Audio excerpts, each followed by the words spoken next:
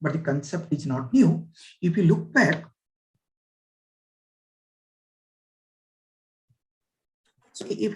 the history of this, right? Where the Harvard and Stonetta, they introduced a timestamp of the digital documents. So introducing the timestamp is to reduce or to prevent the tampering.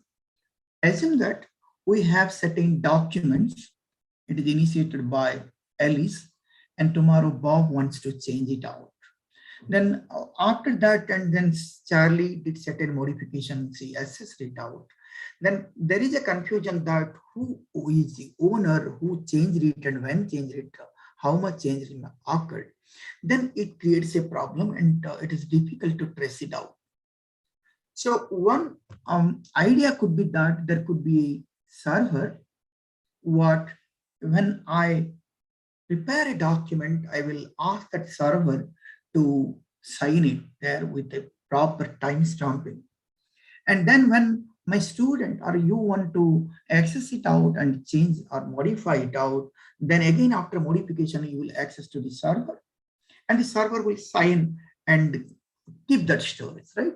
So once I want to see that, okay, that document who has modified, then from that, because I need to trust the server, so I will see that, okay, this document is accessed in, say, January 2022 and accessed by Bob, and this much change is occurred, which is signed by the trusted server. So I should, I should accept it, right?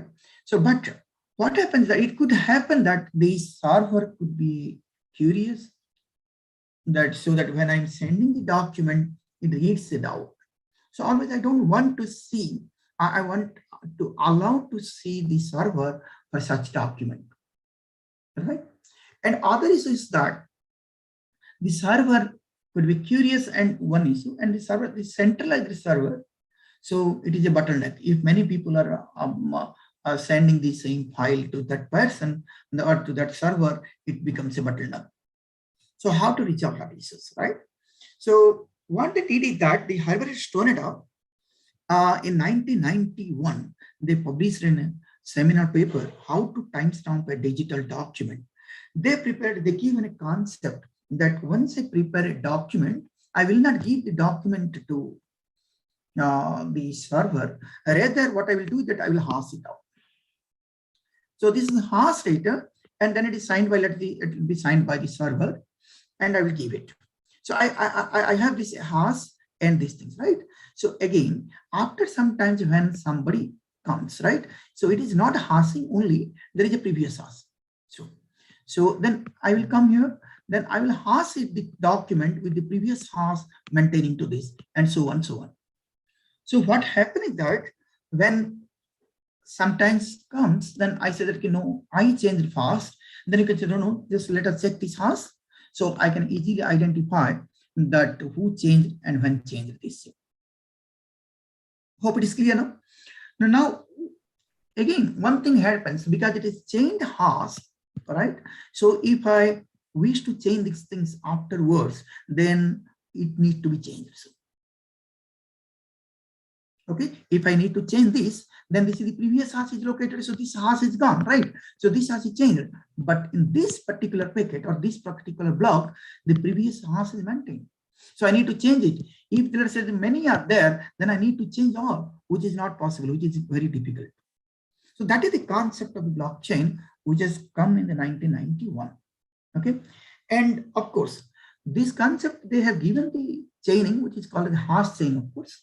But later on, they could find out, okay, this, as I told you, just the bottleneck of the centralized server still exists. So then they changed it later on. And in the 1992, they modified that mechanism to use the Merkle tree. Okay. In 2008, Satoshi Nakamoto, they actually given an interesting application of the blockchain technology that is called the Bitcoin, which is a full-fledged cryptocurrency technique, you can say, which comes into use since 2009. Okay, of course, that is Not only this hashing concept, there is another concept that the peer-to-peer concept is also added into that we'll discuss in the next slide. So it can be used for secure transfer of money or property or contracts without involving a trusted third party like bank or government. This is because, just as I told you, that rather than the centralized server, this concept, the underlying or the core technology is peer-to-peer, the distributed concept. So there are a huge number of applications in this. We will discuss on the next slides, of course. So what you understand here is that the blockchain is a chain of blocks that contains information. And this chain is not an ordinary chain, just as you discussed in your maybe undergraduate classes to write a linked list, right? There you are linking to the memory address, the pointing this address. Rather than this, we are giving the address of the hash chain that the previous block's hash will be stored here. So it is chained through the hash rather than pointing to the memory location. So therefore we call it cryptographically linked list, that means hash previous hash chains blocks and with certain constraints. If you look at the linked list, you can insert in the middle 11, you can append at the last, or you can append at the hash 2.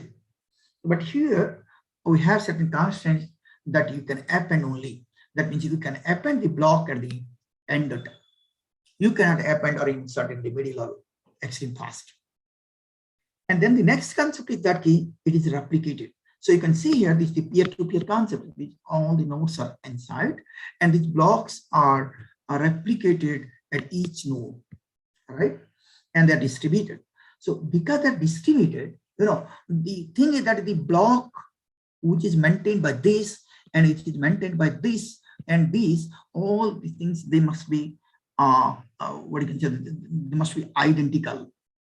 So for making these things, the consistency is to be maintained. So the consistency is to be maintained, right? So the consistency is maintained by some protocol which is called the consensus protocol.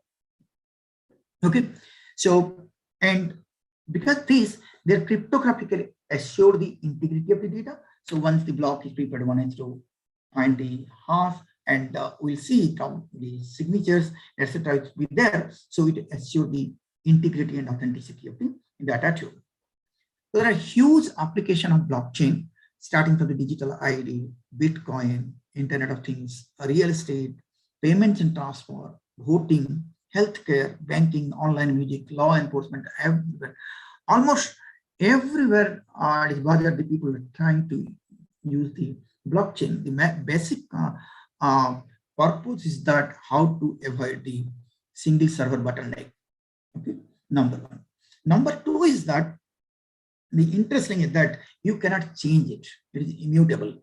The data what you stored is immutability. Therefore, the people basically this, because of these two advantages, there is a huge application of blockchain in almost all the application areas. But remember that when it is not essentially required, when it can be solved in the client server mechanisms, the blockchain is not essentially required. So what happens, the major functionality of a blockchain application would be looking like this way. First, the user initiate a transaction using the digital signatures, so that is authenticated or integrity of the transaction, right? Once the transaction is prepared, then it broadcasts the transaction to every node, what I just showed you here. Okay. So then it broadcasts the transaction to each nodes. So one or more nodes begin to validate the transactions. They have the transaction pool and they validate it and keep it the transaction pools. And afterwards, what they do is that they aggregate these valid transactions to prepare a block. So nodes aggregate the validated transactions and broadcast blocks to each other, right? And once they, broadcast the blocks, there must be a consensus. So there are several consensus mechanisms up there. If you look at the permissionless blockchain like Bitcoin, they use the consensus protocol as proof of work. Okay, but if you look at this private blockchain or permission blockchain like things, then we are using the practical Byzantine fault tolerant Paxos, etc. Right? Then once the consensus protocol used and we find the block, then block reflecting the two state, which is changed to prior block. Hope it is clear, right? Well, so I will take you to an example of blockchain application, that is the Bitcoin, where I will show you that how the blocks are looking like, what are the important fields or important data are comprised. Then we will see the issues, right? So hopefully you have discussed it out. It may be a review for you also. So this Bitcoin blockchain is a sequence of block headers. A block header is consisting of 80 bytes. And first block or 0th block, we call it the Genesis block. And which is, again, this is chained with the next block, and the next block is chained to the next block, and so on. Right? Now, coming to that one block header, what does it contain? The important fields of the person, which is of 4 bytes, and the previous hash is 32 bytes. This. Okay, the previous hash is of 32 bytes because you use the SOR 256. So SOR 256 is of 256 bit output, that is of 32 bytes. Therefore, then the time, time in the sense at what time the block is prepared, that is of 4 bytes. And then bits. This is for the security reasons. Actually, I mean, I need to say that these particular things will tell you that when you hash it, it is not a normal hash. This output must be containing, or it must be less than some values, and which will be computed from these bits. Okay. Then there is a nonce, because this nonce is the randomly generated number, which will be used for one's purpose, that means that for the creating the block.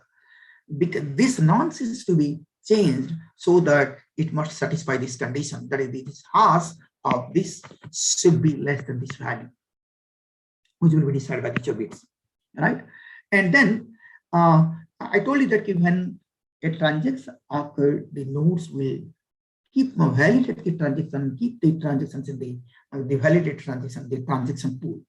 And when they prepare the block, they will pick out the transactions from the transaction pool and create a block, right? So these are the transactions, okay, what I'm saying, right? And this is a specific transaction which is marked in the gray color, that is called the Coinbase transaction, right? So this is that when a particular node could solve this puzzle, that means he will have a specific nonce which satisfies this condition, right? For preparing this, it requires certain computational power, certain electric power, and so on, right? Because with this, what we call a proof of work. This work is to prove that. So we got to consume it out. So certain Bitcoin is to be given for that purpose. Therefore, we call this is a Coinbase transaction, right? And others are the transactions by the user, which they made it and they prepared a Merkle tree. You can see if you want. So hash of this and hash of this of hash is your this, and then again you hash these two to get this, and then and so on, right? This hash, and all the 3 hashes should be this, and so on. So this is your Merkle root, the transaction root. Is it clear? If any questions, please. Because it's the online, so I'm just worrying if that is if there is any confusion. Sir, every time 80 bytes will go to the next block, right, sir? No. See, 80 bytes are the block header. Each block header is consisting of 80 bytes, right? So 80 bytes are what? The version, previous hash. This its hash will be stored here. Okay. So here it is computed, the hash, right? So everywhere we are computing the hash. This will be here, and so on. Then the time of preparing the block, then bits, what I told you, the security features that the value, if you compute the hash, it must be less than this value. So accordingly that you will tune your nonce, then the transaction rule. I'm a lecture, right? I'll call it that. Okay, So each block header is comprising of 80 bytes, but these 80 bytes and these 80 bytes are not same. I hope I'm clear. Yes, sir. Yes, sir. Okay. Okay. Thank you. Right. Well. So now, with doing this, the major advantage what we got is that there is no single point of failure. The no single point of failure is because of these reasons, right? If one fails, it will be taken care of by others. It is a distributed architecture, right? And then verifiable audit trail of changes. And if changes occur, it can be verifiable, right? Immutability of data, just as I told you that if you change the data, then the next block is to be changed. Okay. Then if you change this must be changed, and so on, so on. So this happens, right? So therefore, it is a changing of data here. If I change this, what happens? This has to be changed. If this has to change, this has to be used here, previous has. So this needs to be changed, and so on, so on. So it is not competition and not feasible to change it.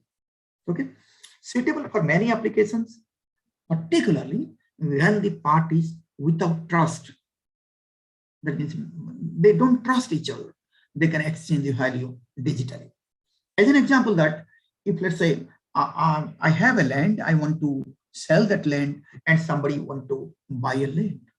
He doesn't know me, or I don't know him, right? So it is obvious that he doesn't trust me, or neither, nor I trust him. Then how to solve things? So then what we exactly do is that if you look at the cases, we go to the sub-registry office where there is a registrar, and we prepare a document. And in the document, okay, the land is with his name and he will give me this money, right? So there is a guarantor there. So I need to trust with these people, right? This trust party. Here it's not so. Let's say I will prepare a smart contract which will take care of that. That once you pay this money, this name will be changed by your name. So such things, when parties without trust to exchange the value digitally, this is a more suitable technology can be used. However, this has certain limitations. That is, it is slower and expensive to maintain and hard to scale. We'll discuss now. If you look back, I just took it from the your internet site. The throughput, to find the throughput of Bitcoin from blockchain.com charts, you can see from here that 2020 to 2021, that means around 2 years span, around 1 year span, I took it out, that to find that the average number of transactions per block, it's found that the average number of transactions per block is coming to be 1,830 bytes, and average block size is coming to be 1.1 MB. You can see that here it is something 1.03 MB, from sometimes 1.31 MB, and so on, and it's coming to average of 1.11 megabyte. Now, if such is the case, the average block size is this, and we can say that in 1 MB block, 1 MB per block around, right? There are about 250 transactions, 250 bytes to be there of transaction. So 250 byte averagely for each transaction. So this says that around 4,000 transactions could occur in a block. So, and you know that for each block generated, it takes around 10 minutes, right? In the Bitcoin block. So this says that 4,000 transactions per block, each block around 10 minutes, so about 6.7 transactions could occur per second. Let me take back to you another example of permissionless blockchain, Ethereum, which is another popular blockchain. If you look at this Ethereum throughput, it is a little bit better than the Bitcoin throughput, but you can see here the Ethereum daily transaction chart, around 21K gases and 12.5 M gas per block. So this is that around 600 transactions per block. So you know that one block, in one Ethereum block generated, it takes around 15 seconds. Okay, so from this we can conclude that around 40 transactions could occur per second. Okay, so here it is around 6.7 transactions. Here we are coming to 40 transactions per second. Let us see the real life scenario. If you look at the Visa, it is around 24,000 transactions per second, while you are getting in Ethereum, it is 20 or 7 in Bitcoin. So it is, if you look at this, how the difference could be. So therefore, this cryptocurrencies scalability or throughput is seeming to be much lesser. And let us see what would be the impact. Now, when the number of daily transaction grows, it increases the average confirmation time for a transaction. It increases the average confirmation time for a transaction. It is quite convenient, right? Let's say at a time, 200 transactions are coming, but you know that a block takes around say 10 minutes, but these 200 transactions we are getting in seconds. So we can pick out only few of those transactions to put it in the block. In this case, what happens? They increases the average confirmation time for a transaction. So always the nodes look at that, which transaction is giving higher transaction fees, they will pick out those, and others will be in the starvation. In that case, sometimes there were around 2 lakh unconfirmed transaction, and confirmation time become more than a day in 2018.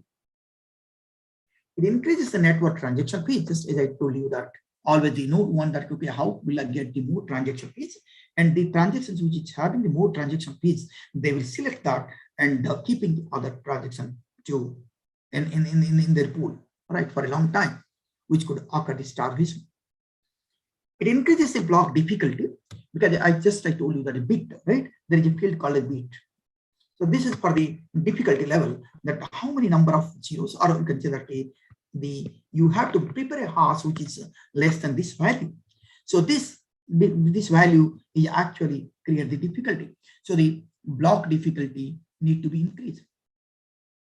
So once the block difficulty increased, I told you that when you increase the difficulty, computational difficulty, I require more computational power, more electricity, and thereof. Okay. So, and it increases the blockchain size massively, so difficult to set up new full nodes to maintain the complete blockchain state for transaction processing and verification.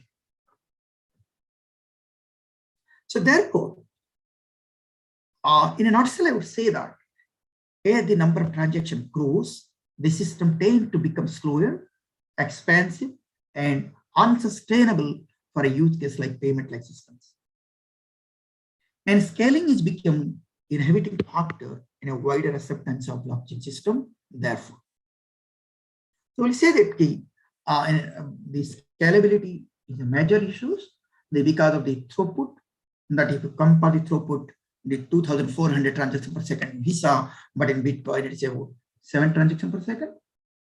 And then we discussed of the latency, that at 10 minutes there is 1 transaction confirmation, and it could lead to the 1 hour for 1 block confirmation time. And we also witnessed that the fees could increase. If you look at this, that it reached around $50 in December 2017, but actually in 2020 it is $1.601 the transaction fees. The reason why this occurs, let us look at the root level. If you look at the root level, why this problem is that in all the blockchain protocols, each node stores all states. Each node, you can see here this example. You see here, as I told you, that each node keeps the same state as I told you in the beginning, right? So therefore, what happens?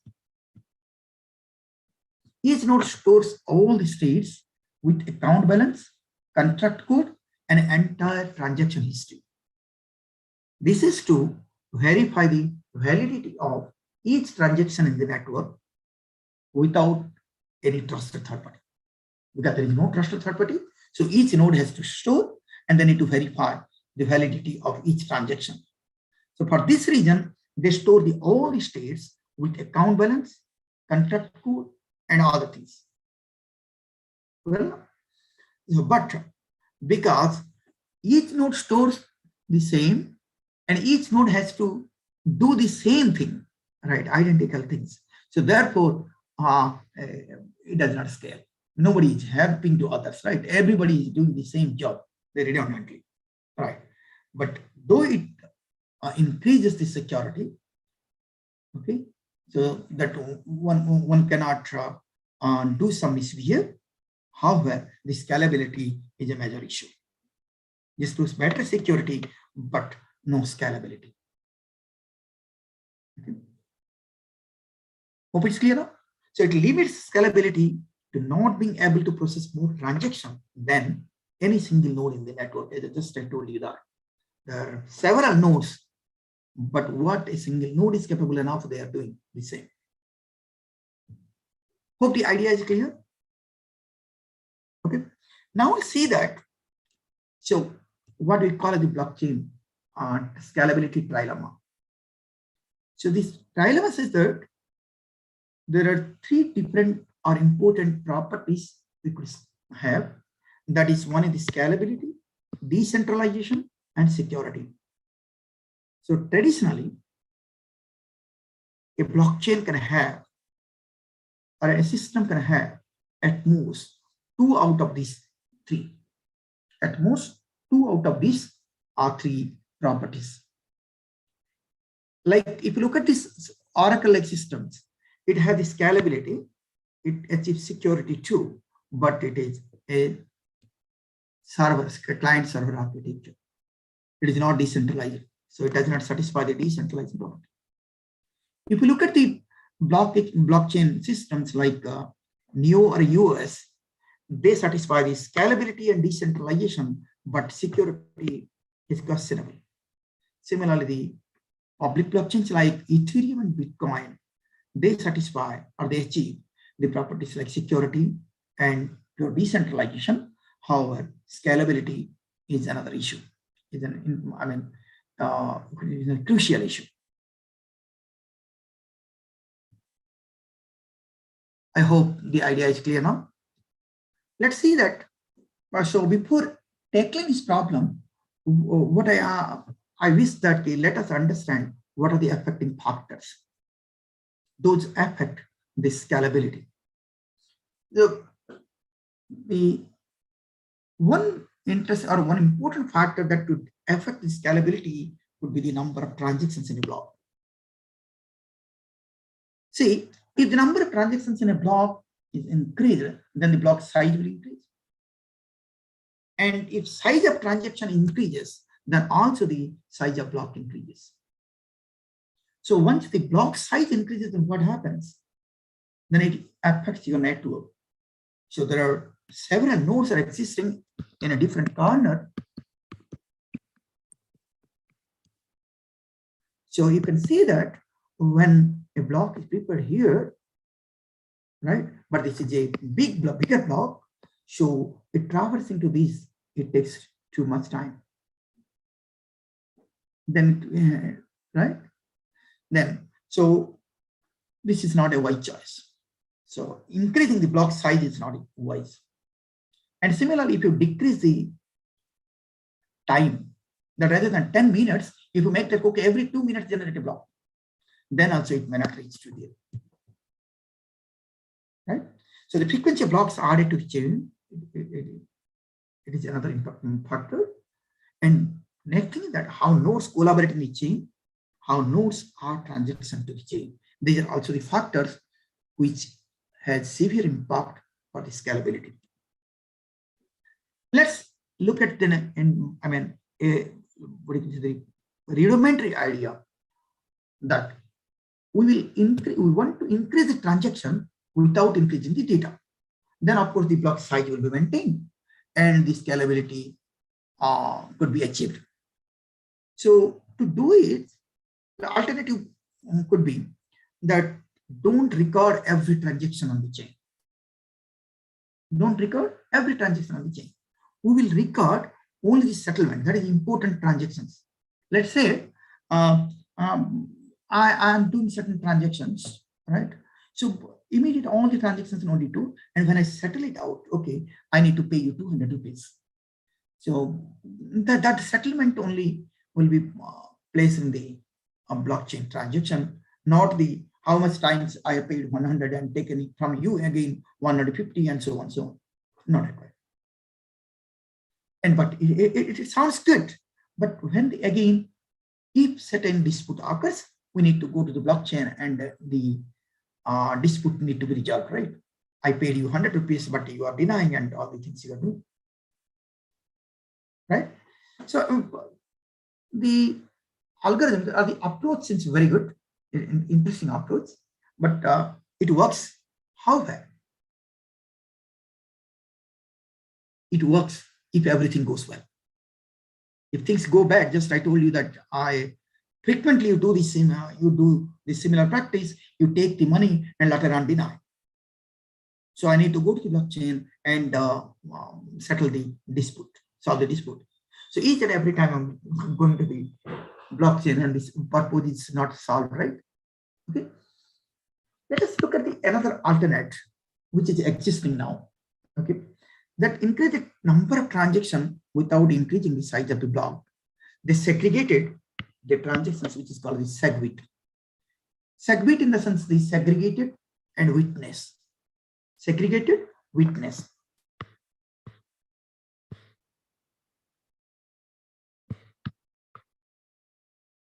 You see these two words. So they segregated, they meant it splitted, the witness in the sense each transaction is having the signatures, right?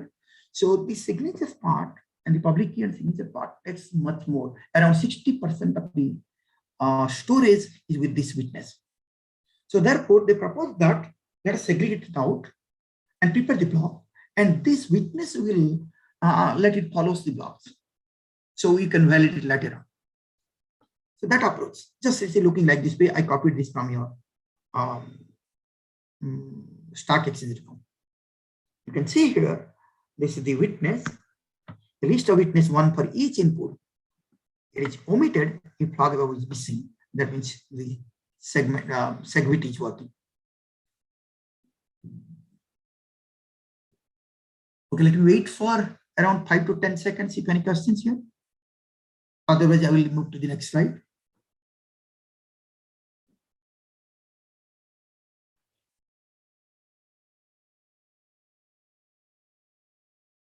Well, there are no questions. Thank you. So based on this, actually alternate one, but though this looks like a bit, what you can say that key, not justifiable, but we will tune it how the idea can be extended. We'll see in the next. That is called the payment journal. Let me take a simple example to make the idea very clear what the payment journal is. Let's say that Alice is a researcher, right? When you are doing research, when you're students, most often you go for the taking the tea, right? Tea or coffee. So Alice is a researcher. She most frequently go to the coffee shop, which is a Bob's coffee shop, okay, and takes coffee and pay the amount in Bitcoin. So she ordered a cup of coffee and given 0.01 Bitcoin, which is the charging of this coffee, right? And after 2 hours, again, she felt bored. Again, she went for the cafeteria and requested for a cup of coffee and given 1 Bitcoin, 0.01 Bitcoin to Bob. Okay. So this all the transactions are recorded in the on-chain, right? The blockchain, right? So you know that when I'm placing it in the blockchain, I need to pay some transaction fees, right? Again, she went and ordered for another cup of coffee and paid the amount. So you see that in a daily around 10 to 12 times, she's taking coffee and making the 10 to 12 transactions. So for that, again, the block size or the size of the what do you consider key block, I mean, size is increasing unnecessarily, blockchain size. And he's also paying the transaction fees for each transactions. So can it be done in a better way? So the question that just if you take the idea, let it occurs. Okay, it takes a cup of coffee and gives to Bob, says that okay, you will give it transactions rather than storing it here. You will pay that, okay, I'm paying you 0.01. I'm paying. Then again you say that okay, I'm paying you 0.01. So these are not reflected in the blockchain. That will not be reflected in the blockchain, but they have the trap. And later on, at the end of the day, Bob will go to the blockchain and settle that amount. So previously, what happened that Alice and Bob, they established a payment channel. Alice says that, okay, I will keep on the name of Alice and Bob, there is a collateral value of one Bitcoin. And in that days, he took several cups of coffee and said, okay, 0.8 Bitcoin.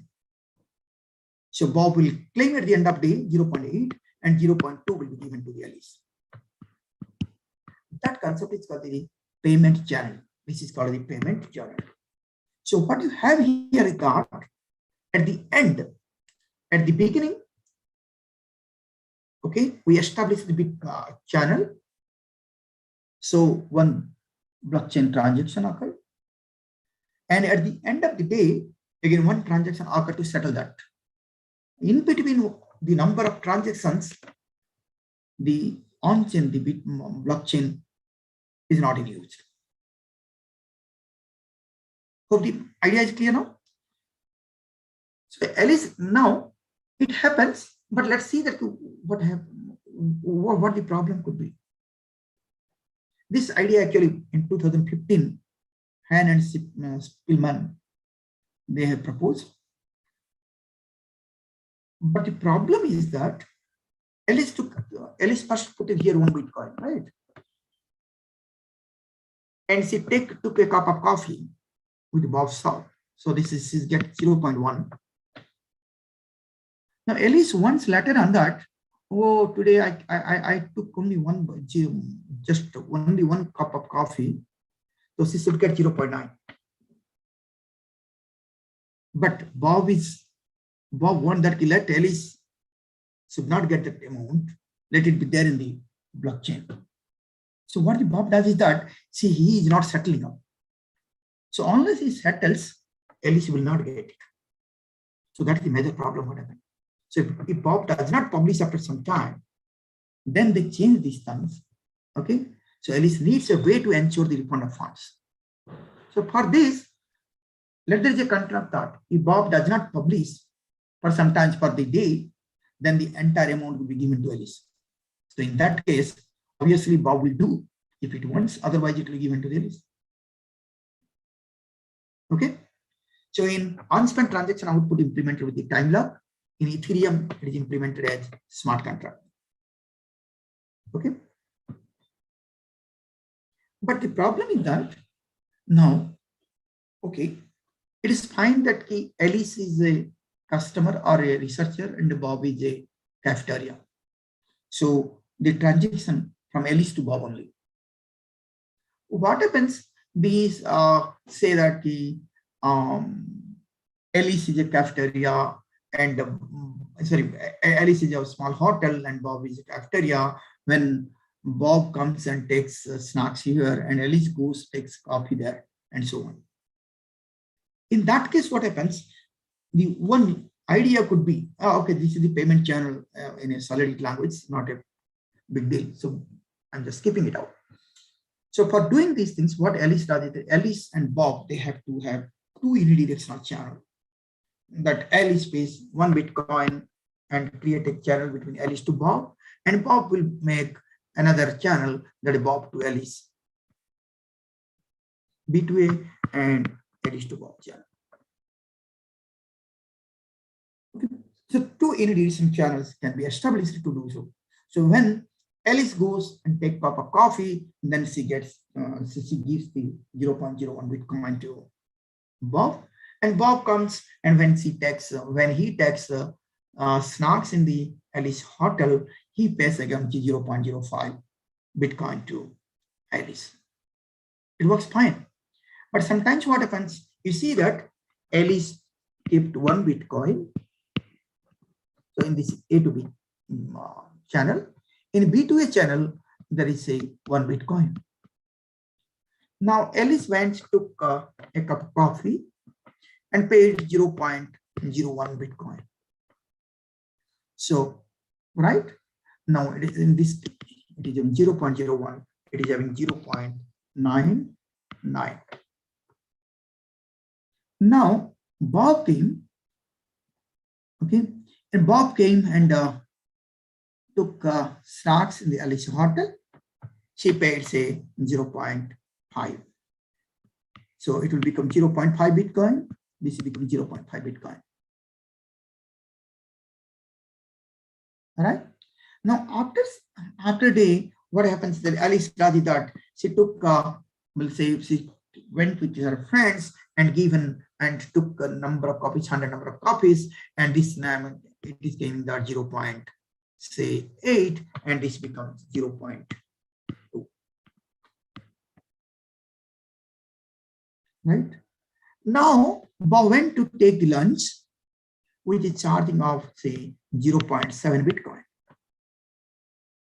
So actually, he's having this channel 0.5 Bitcoin. So the channel gets adjusted. She could not pay the amount. But if you look at this, he got it 0.8 and 0.5. So that is around 1.3 Bitcoin he has, but he is not able to pay 0.7. That means the channel gets adjusted. So the 2 unidirectional channel is not a good idea. So then they prepared that key. Let us make it for the bidirectional payment channel. So in 2015, the idea has come by Decker and Wattenberg, a fast and scalable payment network with Bitcoin duplex micropayment channels. And after that, the idea is again, they established the network which is in use and the real in the Bitcoin Lightning Network, scalable options, instant payment. They published this paper in 2016 and it is now in use also. So in this case, rather than 2 unidirectional payment channel, so Alice pays certain amount, shared account, they will establish a collateral account or shared account. So here, Alice and Bob both can sponsor to this, right? So now, at this moment, say Alice has 0.6, Bob has 0.4 with the nonce 1. When at the beginning, Alice has 0.5, Bob has 0.5. When he has given this, then it will become Alice 0.6 and Bob becomes 0.4. Now the shared account looking like this way. Then they do the back and forth these transactions, and it happens like this way.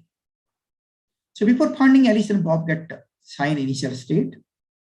Alice submits the balances and signature to contract and starts challenge period. Now Bob can submit the transaction with a greater nonce, then the new state gets valid. So either of them will claim the amount, and the amount will settle. If no one claims further, then the amount will be settled and people will get it.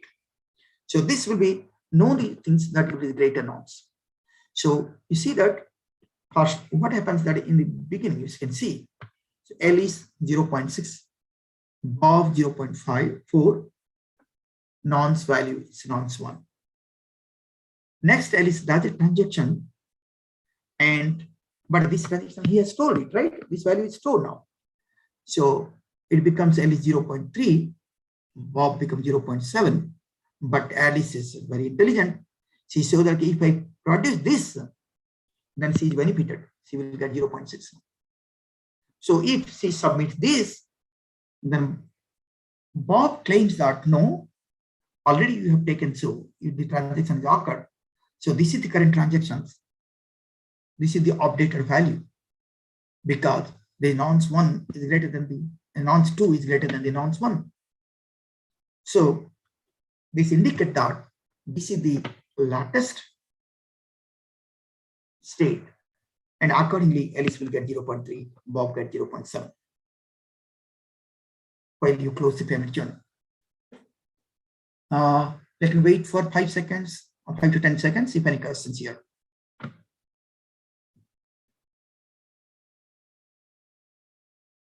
Any questions here?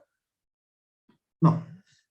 Well, so in that way, you can establish the state channel also, just what we discussed about the payment channel for the Bitcoin payments, and you can have established these state channels for some game or any other purpose too. That will be implemented by the smart contract. Just I showed you the code in Solidity. So the Lightning Network has adopted such payment channel network just like this. I will take it from this again, the two persons, Alice and Bob's, to make it more clearer. Then we'll extend this idea for more than two. Okay, just it is repetitions, you can feel like this way. So they will establish a payment channel with a multi-signature address like a vault that can only be opened when both parties agree. This is called as a payment channel. So now Alice takes, for this example, Alice takes the copy in the Bob's cafeteria, and Bob no need because Alice is a customer in this example.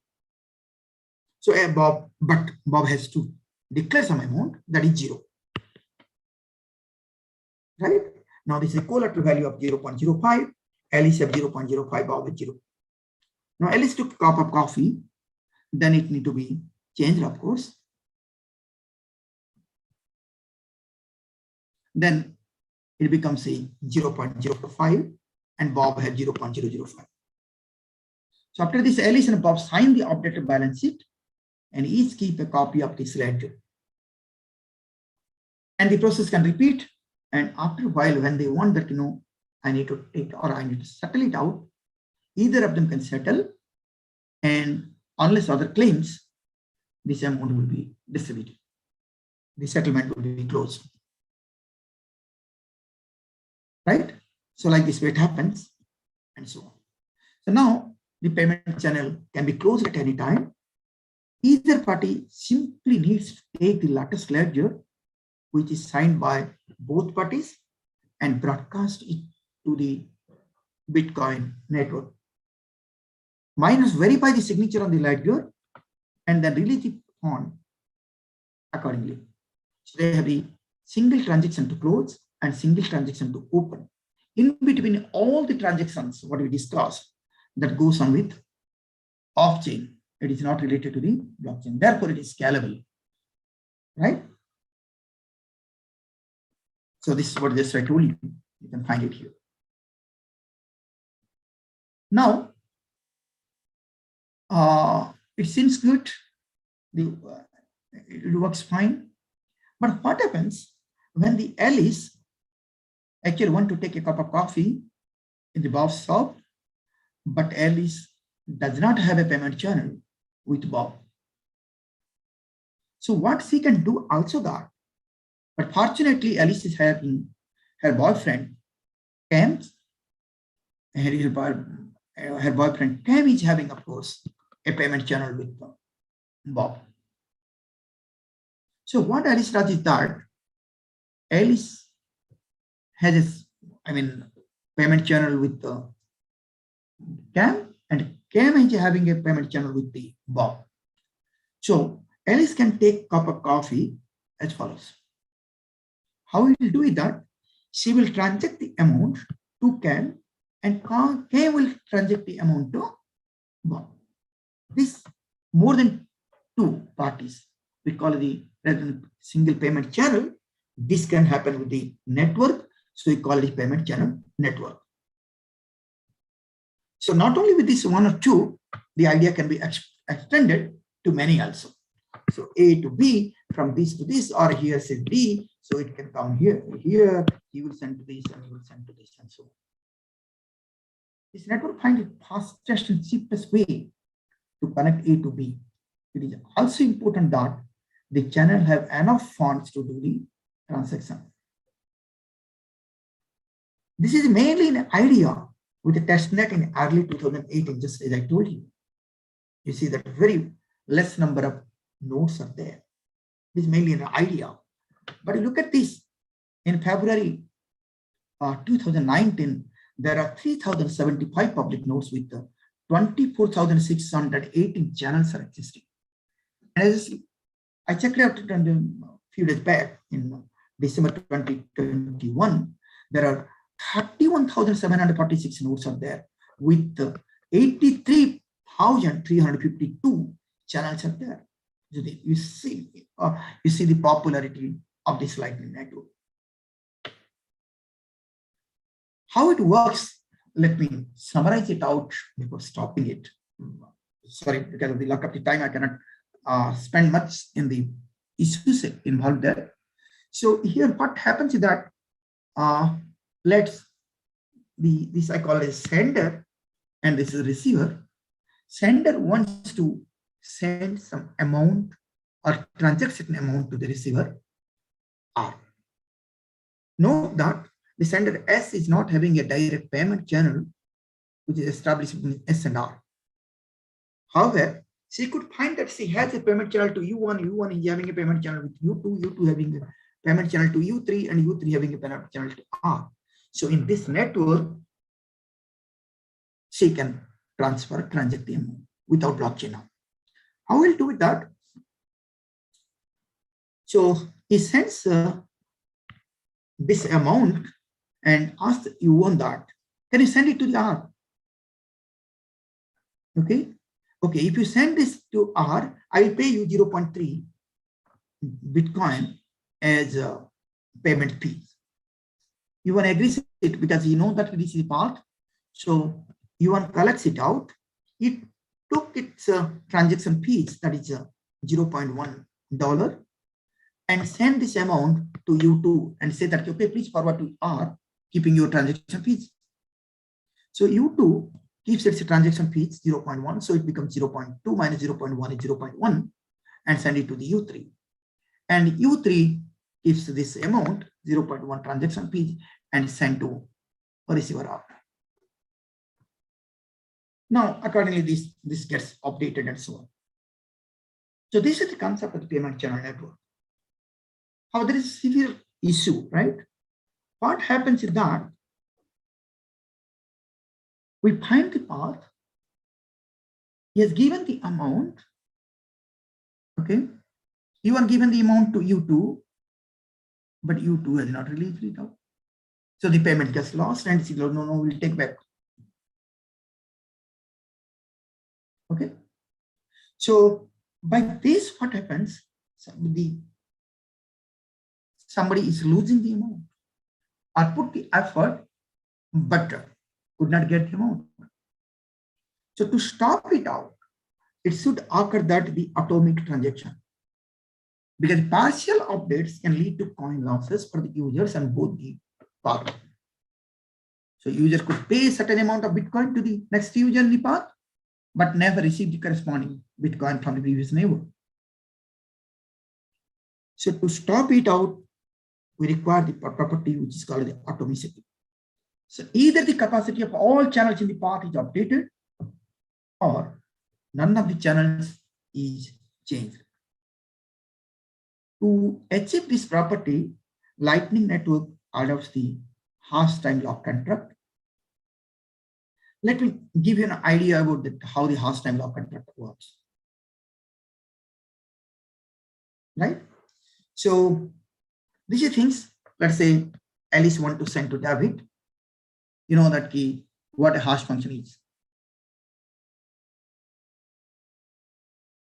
A cryptographic hash function accepts an arbitrary message length of arbitrary message length. And this message gets the hash, so the digest will be a fixed length, right? So that we call it y is equal to h of x.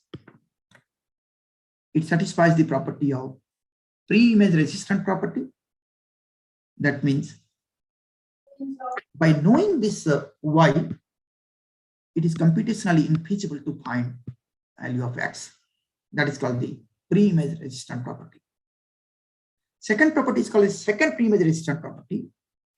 That my given that y and x, it is computationally infeasible to find x prime, which is not equal to x, but h of x prime is equal to y. That is called a second pre-image resistant property. Third property is called the collision resistant property or strong collision resistant property. That it is difficult to find, or it is computationally infeasible to find x and x prime such that x is not equal to x prime, but h of x is equal to h of x prime. Okay, so with this cryptographic hash function, they use the cryptographic hash function and find that a hash time lock contract. So what happened that the S will have a contract, the R will send generated a random number, say small r, and compute that S is equal to h of r, hash of r, and pass this S to sender S, and says that whoever gives you this R with satisfying this property, right, you pay the amount, right? Then what S does is that it's place this thing S to the next U1, okay, and saying that you take this value, if you can give me this R corresponding R value, R, I will pay you V1 within this time period T1. U1 forward this message to U2, okay, within this period, within the T2 period, that means T1 is greater than T2.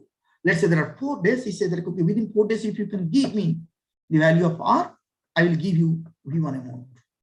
What this V1 amount is? V plus the transaction fees.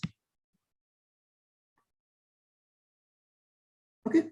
Now he says that okay, I took out the transaction fees of mine. You want to took out the transaction fees of out and find this amount as V2 and say that oh, U2, if you give me the corresponding R before T2, before 3 days, I will give you V2 amount.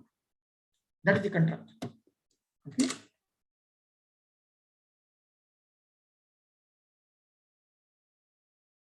Right. And similar things happens. U2 establish a contract with U3 and U3 with the R. Now R only knows this corresponding R value, right? This R value. So when he discloses this R value, he pays this amount V4, which is equal to your V by keeping this transaction fee. And once he discloses R, you see that this lock got opened and he get this amount V3 and so on and so on. So this is called the hash time lock contract. So within this time period, if they give it the R, then they are releasing the amount. So you can see that the transaction occur either fully or not all. Because the transaction is occurred when S gets the R, he will give to this, he will give to this, he will give to this, and so on and so on. So now S released. So everybody got the amount. Otherwise, no. That is the contract. This have the security issues, which is called the overmall attack. I will not cover it out. I will wait for you. If any questions, you will discuss now.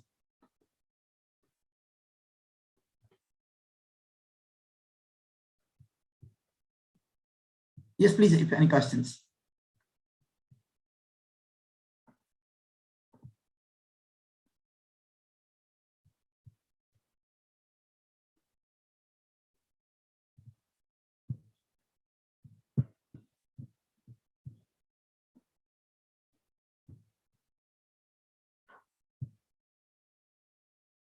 Yeah.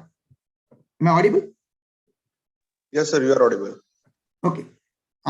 Okay. It's my pleasure to have some questions, if any.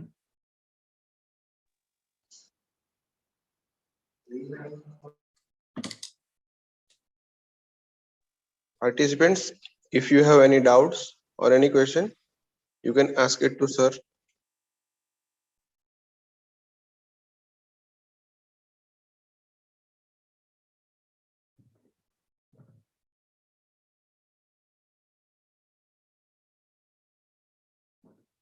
Okay, then if there is no questions, I can leave it out. If any questions, of course, I'm happy to answer.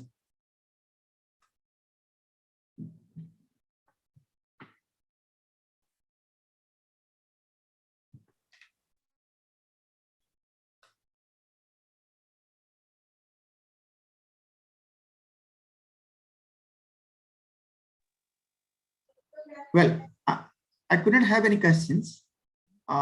Okay, I thank the organizer and let me leave. Thank you very much. Everyone? Yes, sir.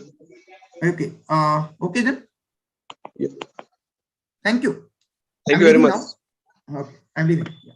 Thank you very much, sir, for sparing a time for us and give us a Thank you. tremendous knowledge in the context of blockchain. Thank you very much, sir. Thank you. Thank you.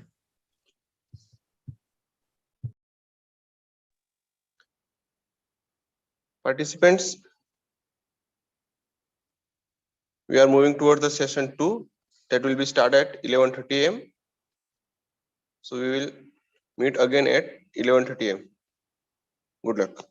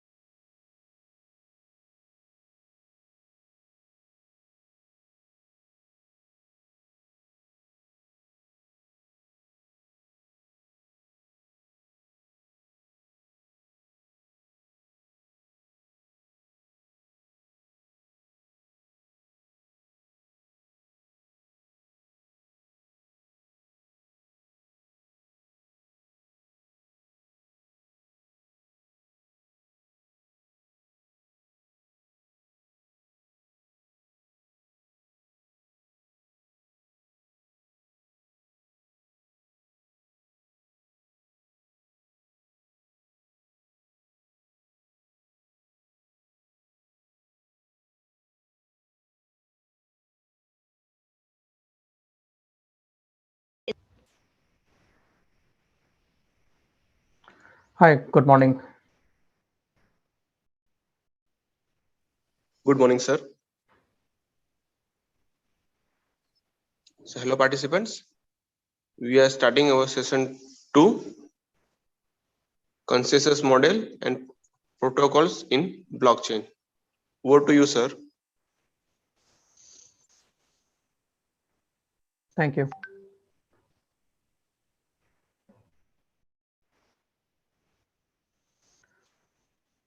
So we are well on our way. We've discussed a number of topics since the session started, and I'm hoping that our level of familiarity with blockchain as a concept and some of the frameworks that we have that has increased. And obviously, as I stated at the outset, this will be pretty introductory as a treatment on the topic and will be high level. And hopefully this encourages you to explore more and pick up a certain type of framework or blockchain or concept to do some deeper analysis and deeper digging to understand that topic better. So we talked about multiple things that or multiple technologies that form the building blocks or technical pillars of blockchain technology as it exists today. We talked about digital signatures. We talked about um, cryptographic hashes, and we talked about distributed peer-to-peer networks. Now, two of these three concepts, they come together to enable a very important element of blockchain technology, which is called consensus. One of them is digital hashes or cryptographic hashes, and the other is distributed networks. So we talked about cryptographic hashes in good amount of detail, and we also saw how they operate and how you build an incremental stack of blocks that form the blockchain, where each block is linked to the previous block using this iterative hash of the block data scheme. Having said that, there is a complete and parallel sort of a concept in which we say that blockchains operate in a distributed network or distributed computing environment. And there are various reasons that we discuss why that is necessary. One very pressing one is that we need blockchains to be redundant, and we need blockchains to be transparent, and we need blockchains to operate in an open and non-restrictive environment. And the other reason is that we need a level of sort of agreement before a blockchain is constructed and updated. We talked about that in some amount of detail in our earlier sessions, but we'll for today's two sessions, not really entirely two sessions, but majority of today's session is going to be about exploring that in a greater level of detail. So to get into the distributed nature and the agreement concept, we have to first understand what is distributed computing. The unfortunate part is that that itself is a very big topic that can completely take up all of our time and more if we have it at our disposal. But we'll still try to visit the topic at a high level to kind of get that foundational understanding. And before moving further, I just want to resequence and reprioritize some of what we want to do. Although the topics for today are discussions around consensus and implementation of a consensus model, or how consensus is achieved.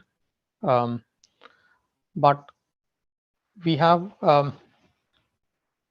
two big topics for tomorrow, which I am suspecting might either overflow or might need more time to address.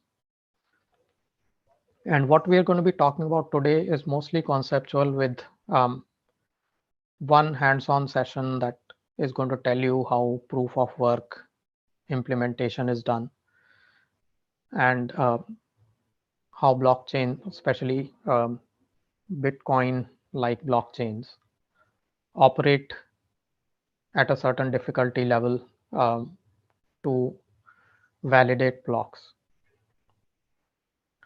The element of consensus that we have been talking about, we will just try to see how it operates. Having said that, it is possible that we may be able to you'll have to give me just one moment. I have a phone call that I need to importantly attend. Apologies about that. No problem, sir.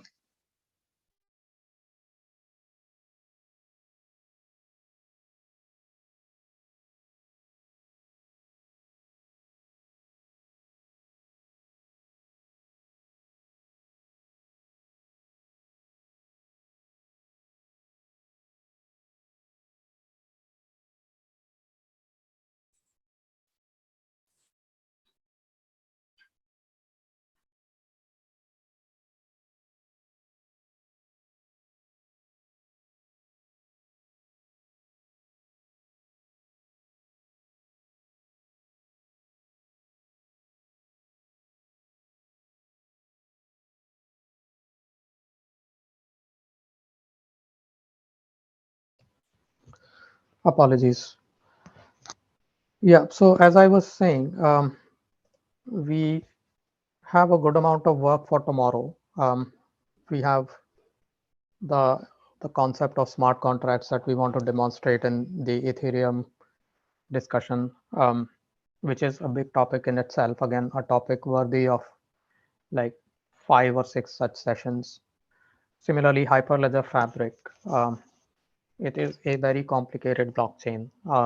What I've decided is that we will execute it in a way that allows you to replicate that process. And I have all the steps documented that I'm going to demonstrate also. So with that sort of an agenda for tomorrow, what I was hoping was that we finish up what we have planned for today a bit early, and then we jump into the Ethereum discussion from today itself.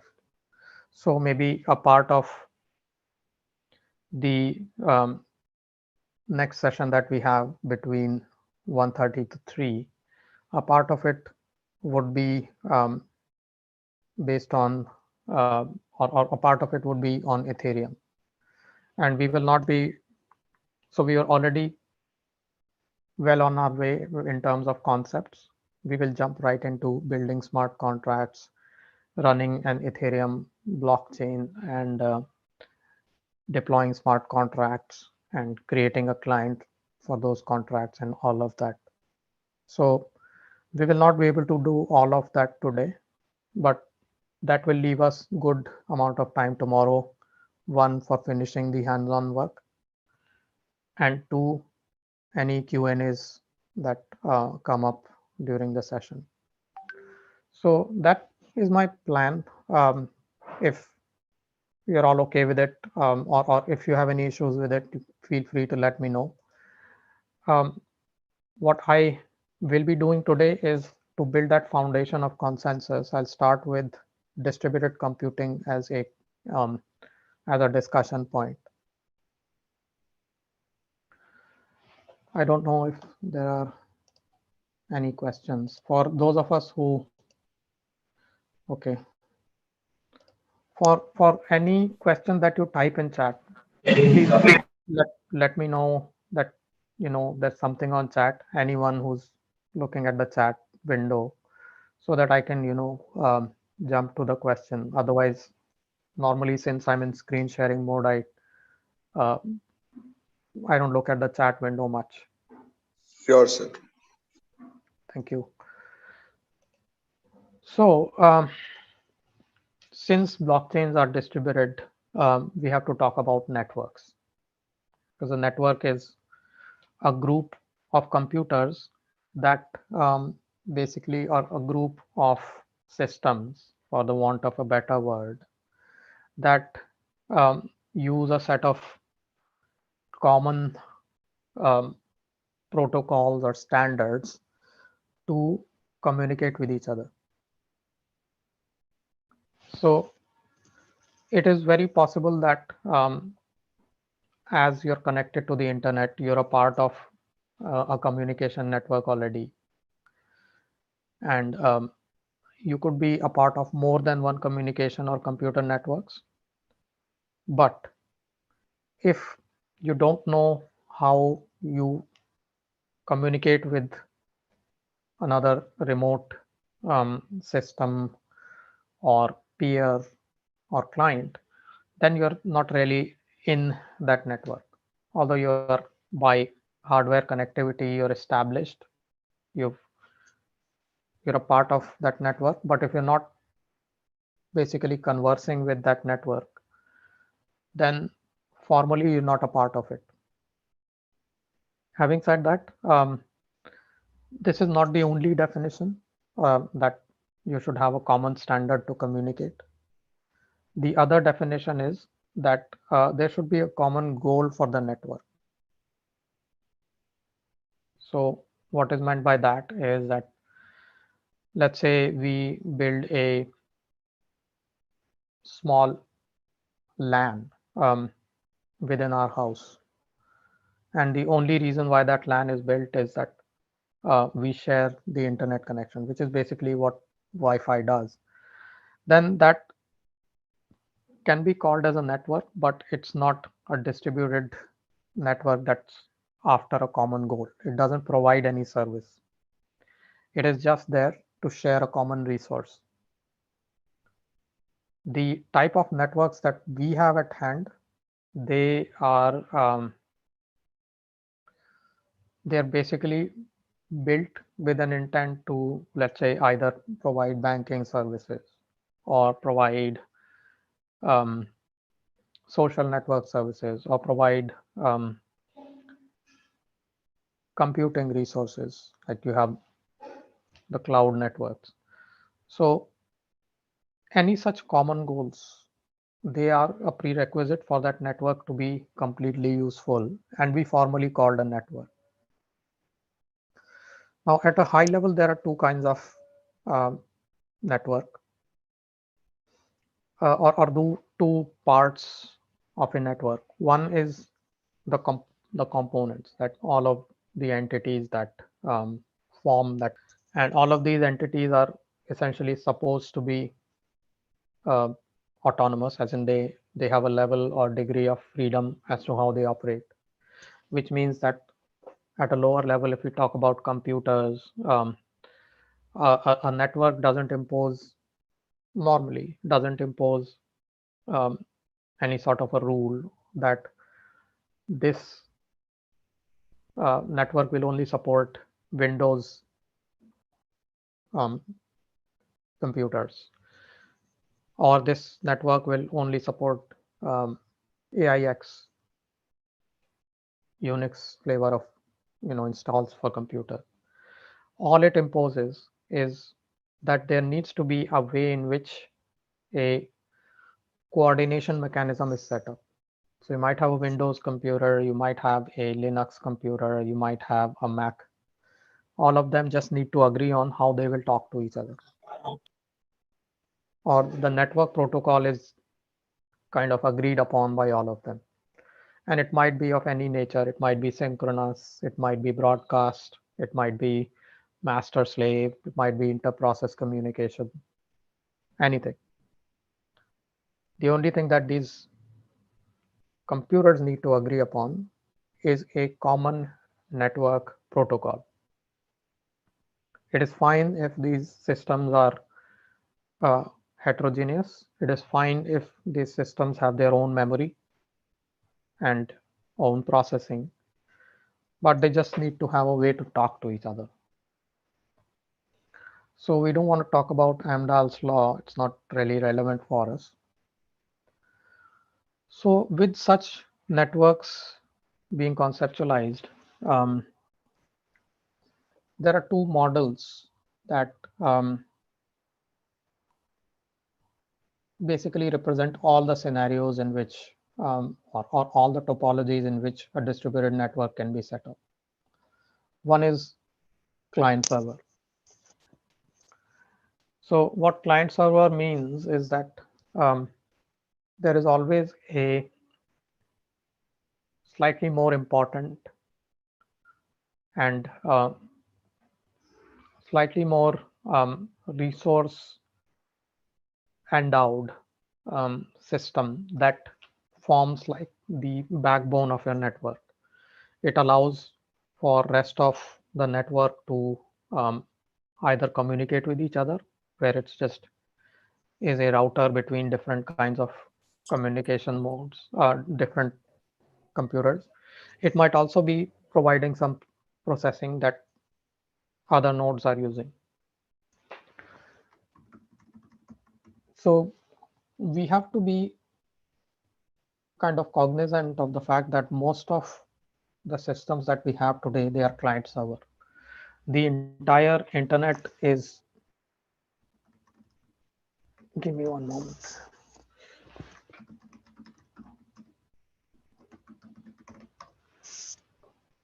So the entire internet is structured in the client server model, where you have these very important service providers like search service providers like Bing or Google. Then there are social media service provider. Then there are video content sharing services. All of them are client server, where the server is a very well connected and available resource that other clients actually go to for services.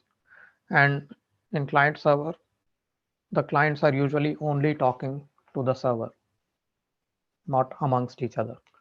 Usually there are hybrid models where you could be talking to your peer, but at the same time to another system that is like a registry. But that's not very common. We'll not go in depth in that. Then the other model is peer-to-peer. So when we say peer-to-peer, it's exactly the opposite of client server, which is said there's no client and there's no server. All the systems are uniformly connected, uniformly available, and any system can talk to any system. So it's more flat, it's less hierarchical. It is it promotes a sort of decentralization where you would find it hard to find a central sort of a capability that controls in any way other parts of the network. Every part controls every part, and no part has additional control over the network than other parts. So these are some models, and now assuming that we build a network with one such model, then there are two ways in which that algorithm can work. One would be a parallel mode, and the other would be a distributed mode. On the parallel mode, what we mean is that parts of that algorithm are executed by, you know, uh, part of the network, which means that the problem itself is distributed and then recombined. For those of us who are familiar with uh, Hadoop based systems for processing big data, Hadoop basically works on this model where the problem is at hand is sharded or distributed and then recombined, calling the process as an ability to map and reduce. Not really something that you need to be familiar with for blockchains. The other part is if that problem can be entirely executed on one node or one entity, which means that the entire network is uniform. Any node can take up the problem completely, and to a client that basically is, requesting the network to solve a problem, it is transparent to who solves that problem. Now, obviously, the distributed mode is easier to kind of conceptualize and understand. The parallel one is more difficult in terms of coordination, and there is a lot of messaging that has to happen between different parts of the network for the problem to be solved. Now, there is another sort of, so we've got what we've established is that there is a problem to be solved at hand, which is what that network offers to a client. Like it could be search services, it could be content sharing services, it could be computing resource sharing services. The processing or the algorithm, as we've established, can work in two modes, parallel and distributed. There is another nuance to the problem, which is where does the memory or the state lie? So we said that in a distributed model, the state can be, completely independent. It could be, just boxed inside the node where there's one memory per node, which is basically a model that keeps processing and memory tightly coupled. But there is another model which is a shared memory model where we establish a sort of universally accessible memory region which can be accessed by all the nodes, and then the processes that are executed in different parts of the network, they access this shared region and then do their updates in sequence and ultimately end up solving the problem in a shared way. Now, the other model is that opposite model where the memory is private to or retained by individual nodes, and all of the state is passed around. That is, let's say I'm a node and my job is to calculate hashes. Then whatever I need in terms of memory, I use my own memory, and I calculate the hash, keep it in memory, or I take the input, keep it in memory, break it apart, again keep the parts in memory, do the hashing, resubmit it back.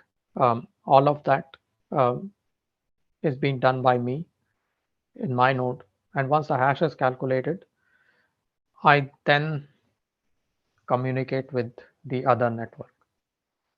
Or if there is a need for me to, let's say, store some data, then whatever processing I do on my local storage and then pass the process storage as a part of a message to other nodes. So there needs to be like a communication link that is able to pass large amounts of data, because we are in that shared we are in that, you know, dependency mode where we depend on this messaging for sharing data or memory amongst the entire network. Now, having said that, when we built a distributed system or DS, there are some features that automatically become apparent and available, or not really features, but the extent to which we we are able to achieve these attributes in our network. So we've talked about fault tolerance with two different models. One is crash fault tolerance, the other is Byzantine fault tolerance. The second is availability. Now, availability is a concept that is very important when it comes to private corporate networks, which are dealing with end users. So one reality or practical aspect of networks is that they go down. So availability is the ability to, you know, not let the customer or the end user or the client know that a part of the network was ever down, which means the level of seamlessness in which the system goes down and recovers back. It is not fault tolerance. So a fault tolerant system is allowed to show some sort of degradation. Let's say if half the network goes down, then your services will slow down. Availability is not letting the client know, that is not allowing the services to even slow down. And availability is achieved by having seamless failovers. So if a part of the network is down, there should always be a way in which you have a fallback, you know, part that can just quickly plug in. And that fallback process itself should be seamless, in the sense that if there was a transaction that was in flight while a system went down, then in the same amount of time that you expect the transaction to be completed, another system should plug itself in, take up that, you know, half processed transaction and process it completely. So that is availability. Then a related concept is recoverability. So we are actually analyzing this in a good amount of detail now. Availability is a concept which basically gives a semblance of seamlessness or a semblance of non-failure when failure has happened. Recoverability is one part of availability, which says that once, let's say, a system falls back to its backup plan, is there a way in which the failed part of the system, you know, recovers and then allows the fallback plan to kind of become fallback again? So this is remediation. and it has nothing to do with the client. Let's say we have a three network system. One system goes down. Since we have a fourth system that's fallback, the system becomes three system again because you started using the fourth fallback system. Meanwhile, how do you ensure that the third system that went down is automatically on its own able to repair itself and rejoin back, so that the fallback can go back and um, continue being the part of plan B? Because if that does not happen, and if there's another failure, then you'll not stay available. Another part of this is consistency. So consistency means that distributed systems, they perform operations in a distributed way, and but the data or the state or the operation that is being performed, it's being performed on something that's singular. It's not like it's working on two bank ledgers. That will not make sense. You have one bank ledger on which you have one account on which you have one balance. So consistency is the ability to represent that same state or identical state to entire network. And there are various scenarios in which this consistency can fail. Could have a situation where every part of the system has its own database, and one database gets updated, but it's not able to communicate with other parts of the network to tell them that I've been updated, you also update yourself in this part of the data. So this is what consistency is: ability to constantly keep updating the network to a single agreed upon state. Then we have scalability. Now scalability is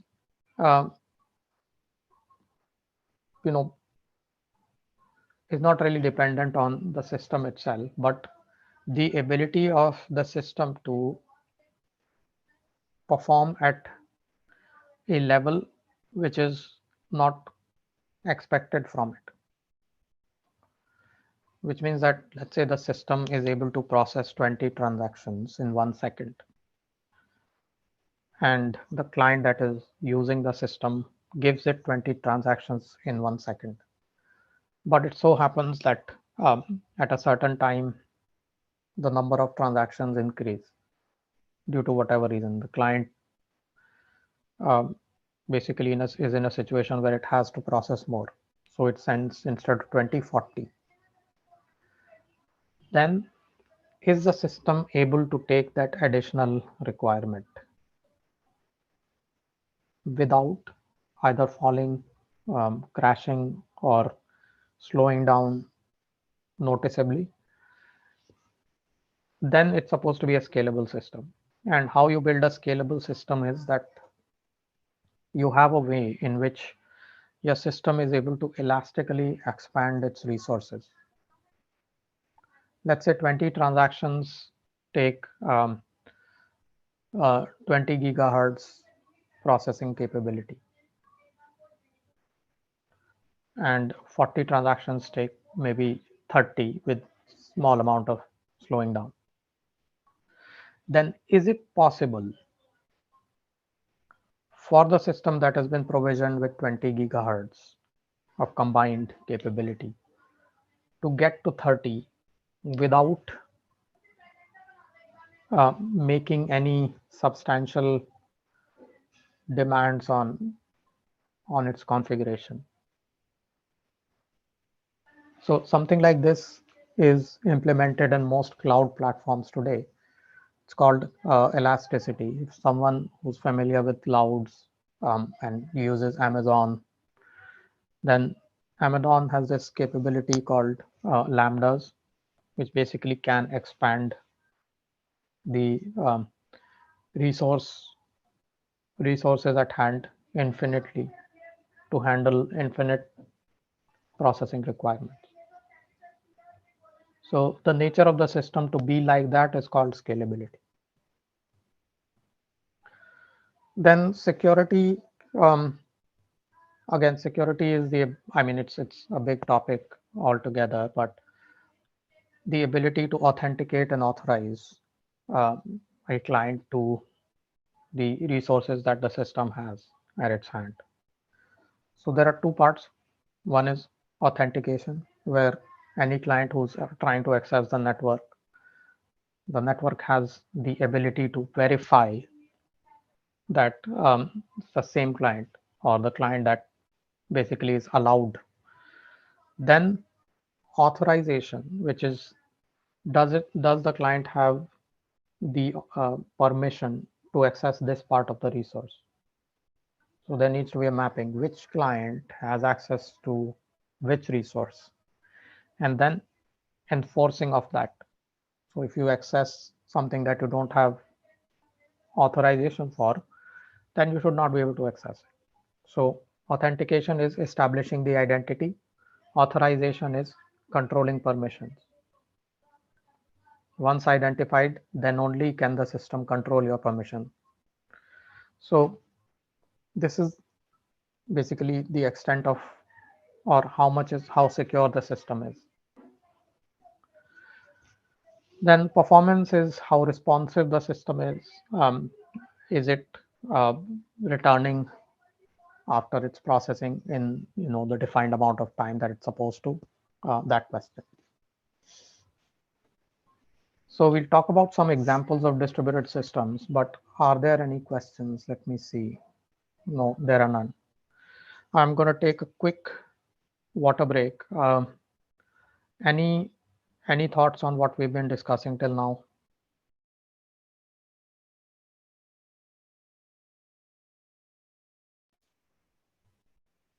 Participants, do you have any question or query?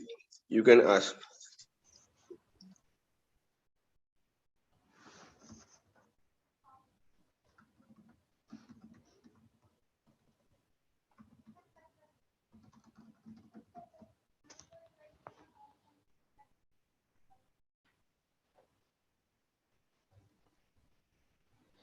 All right, what I would need to do is just move away from my seat for 1 minute. If you can think of any questions, please type it out or have those ready. I'll be back in just 1 moment. No problem, sir.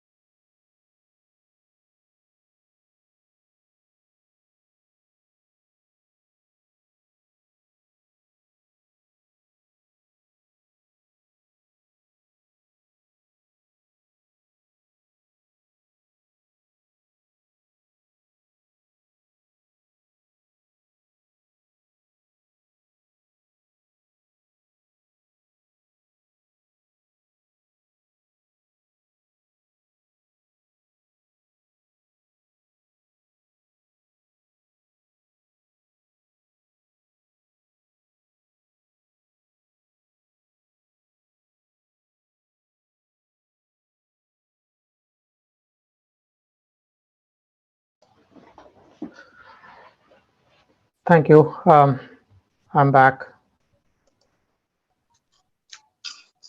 Yes, sir, you can continue. Thank you. All right, so coming back to the topic at hand, we've talked about distributed systems. A very important example of a distributed system is the internet. It is a heterogeneous system. It works on all kinds of hardware like routers, gateways, clients, which are our own computers, cell phones, devices, and it operates on multiple protocols: HTTP, HTTPS, FTP, TCP, um, WebRTP,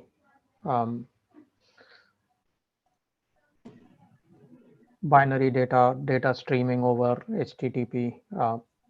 There are a host of them.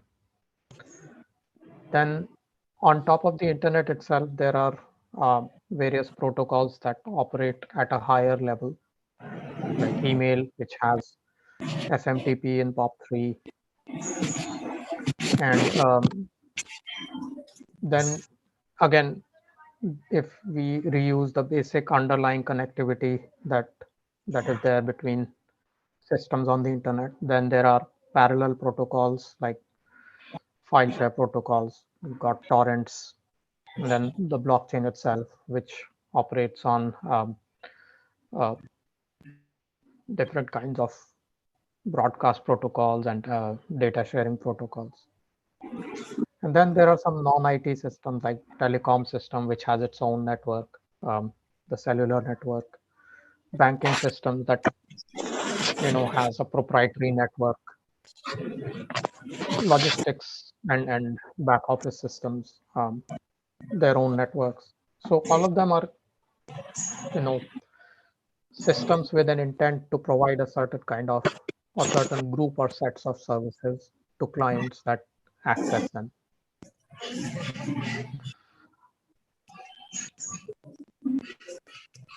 Now, one example of how systems operate is through socket programs. And the underlying communication between systems normally, when it comes to um, systems connected via defined protocols, is through creation of what is called socket endpoints. They might be using connectivity mechanisms which are asynchronous, like UDP, which is Universal Datagram Protocol, or TCP, which is Transfer Communication Protocol. So there are various modes of communication as long as there is a hardware connection between systems that constitute a network. Now, having said that, the question to ask is, what does all of this have to do with blockchains? Now, the fact is that blockchains only practically operate when there is a distributed environment. And there are functional reasons why blockchains are meant to be distributed, which is that we don't want blockchains to have a central authority, or there should not be a way in which decisioning around what data needs to be a part of the blockchain's block. There shouldn't be that decisioning happening at a single location or at a central processing location. You can call it authority. They need to be democratized. There should be a level of decentralization in the process. When we talk about Bitcoin blockchain, when a block gets committed, it can be committed by anyone. When a verification of transactions have to happen, it can be done by anyone. When the verification and confirmation that a certain block is good to be committed by verifying the hash and everything. That can also be done by anyone on the network. And anyone who does it is suitably rewarded. So when we are a part of, let's say, a social network on which we share um, posts or blogs or images, we are not rewarded for that. There is a central authority that's rewarded for it by using our traction that we provide and marketing it. When it comes to blockchains, everyone who's a part of the network and is doing something for the network is rewarded in proportion to what their contribution is. In when it comes to Bitcoin blockchain, that reward is for mining the blocks and for verifying the transactions. Having said that, now let's come to the consensus part of it. Now when we were discussing distributed networks, we talked about how a network needs to basically be in a position to agree upon a single state for a single parameter, let's say your account balance, or maybe everyone's account balance. So there are, let's say, 200 accounts and 200 balances. The network needs to agree on a single value of a balance for a single account. And when we say the network has to agree, what we mean is the network, when it represents to a client, when let's say one node of the network that is called on to return the balance of an account, it should give the same balance that the other nodes would have given had they been used for querying the balance. So consensus does not need to be an active consensus. Consensus needs to be how you are reading the data. If that data that is being read by you is the same data that everyone else is reading, if you are able to see the same data, that means you are in consensus. So this consensus is an important part of a distributed network, and it is maintained by, number one, doing some things that are mandated by the network to ensure that the visibility of the data that a certain node has is the same as everyone else.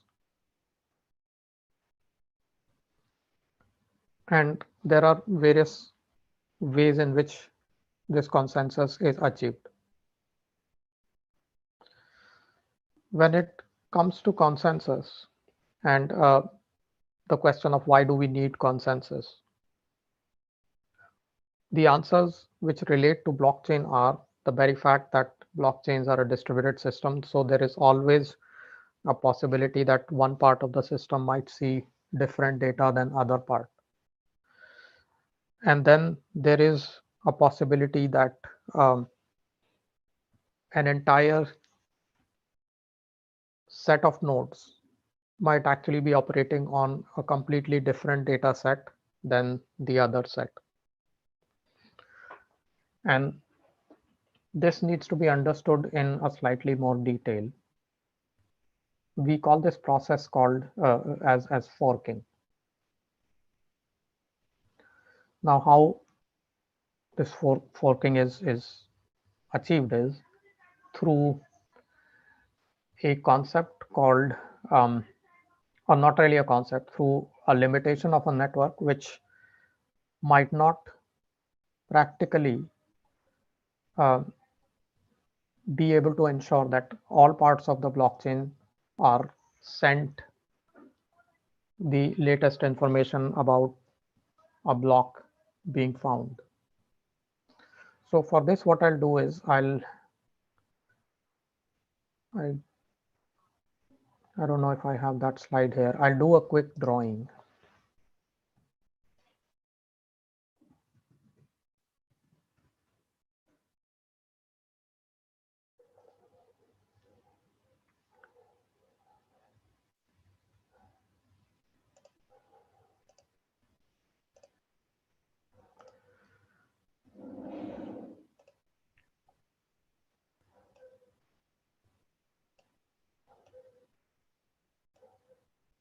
So let me know if you can see my screen. It is visible, sir. I'm doing some drawing here.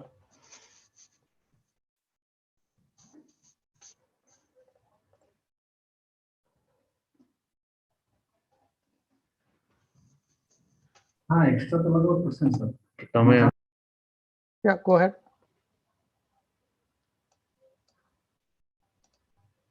I thought there was a question. No, no, sir. Okay.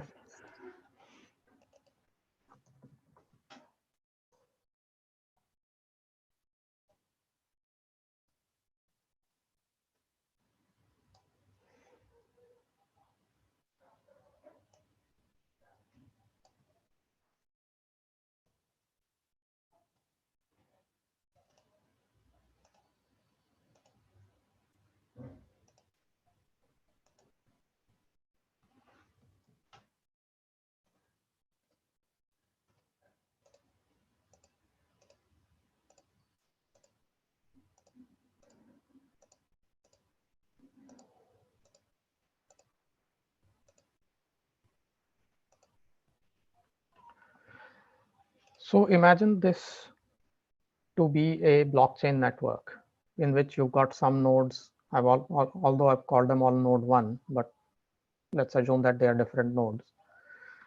Imagine some nodes are in North America, which are the red nodes, and there are some nodes in Australia. Now, what happens is that let's assume the blockchain is at block 201. Now at block 201, all the nodes in Australia and all the nodes in North America, they are trying to find the knowns for this block, as in they are actively mining. Now, one thing that's possible with the knowns process or the proof of work process is that you can end up creating two nonces which satisfy that condition. So, and that kind of complicates the process a bit further. Let's say node, let's call it node A. Let's say node A in Australia finds a certain nonce for which it's able to submit the right hash for block 201. At the same time, node B in North America finds another nonce for the same block, which means that node A finds a nonce and it submits block 20, or maybe block 201 is already there. They're working on block 202. This is not really a part of the blockchain yet. It's being worked on for mining. So they have a copy of block 202. These guys also have a copy of block 202. Node B finds a nonce called NA for block 202. Node A finds a block called a nonce called A for the same block 202. But so let's say node A finds it first.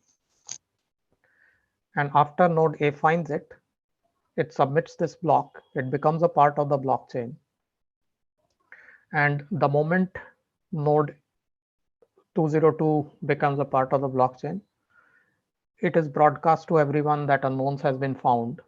Stop your mining and start working on block 202 or start working on block 203.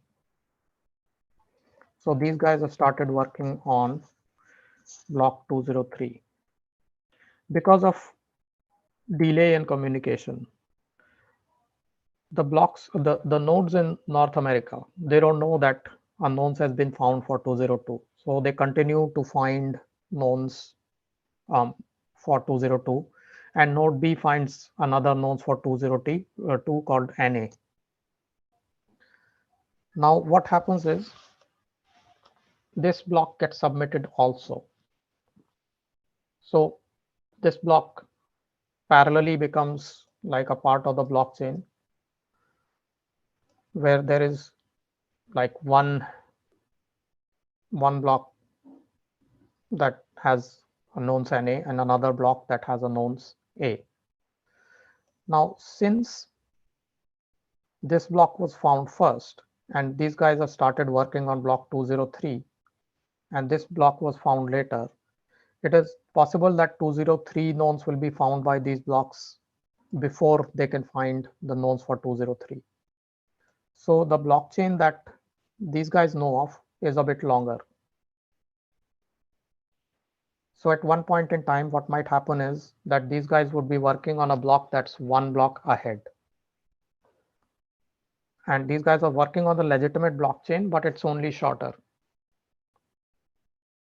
So what happens is that there is a fork that gets created where there are two blockchains with a division getting created here.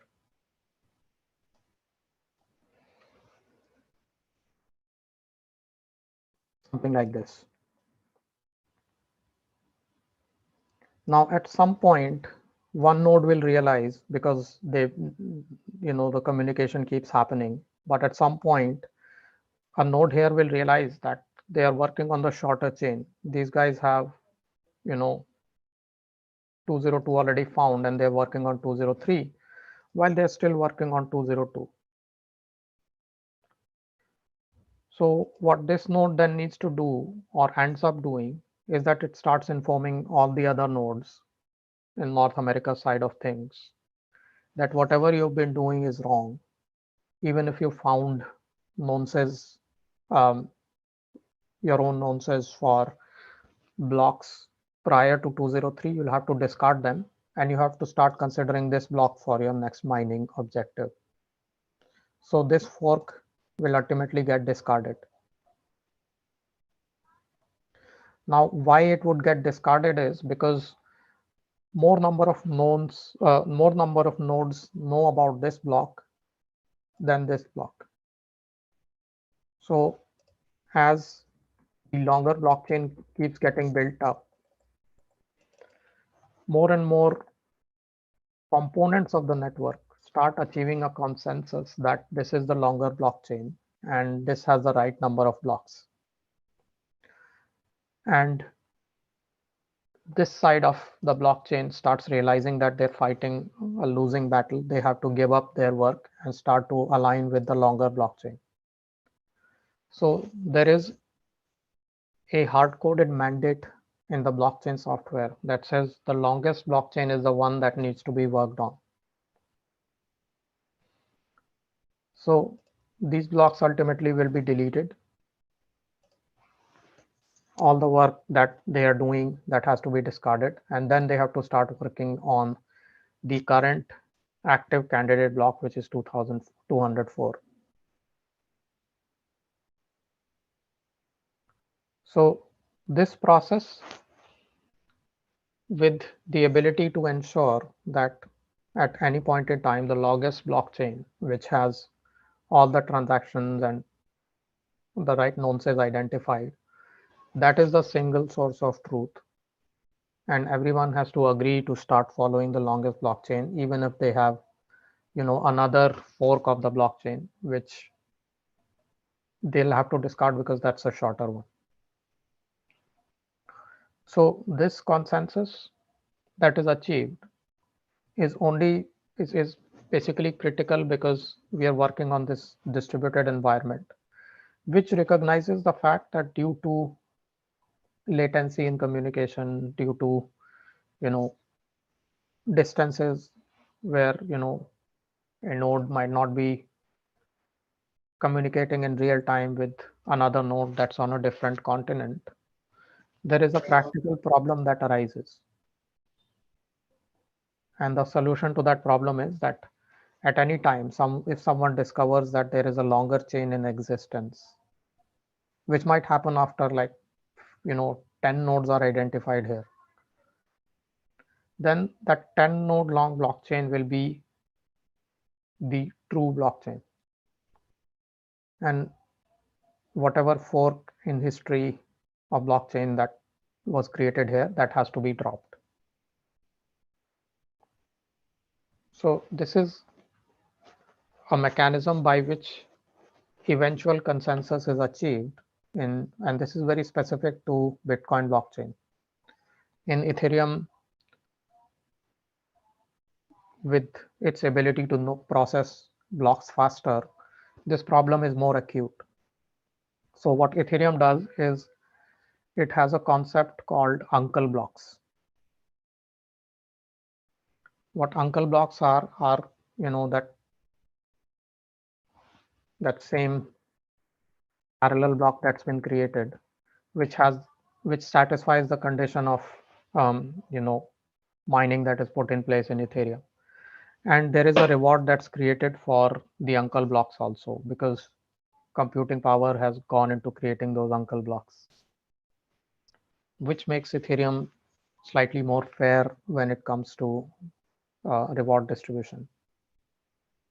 Because in Bitcoin, just because you're not completely synchronized with the network, you might end up doing a lot of processing that you'll have to ultimately discard.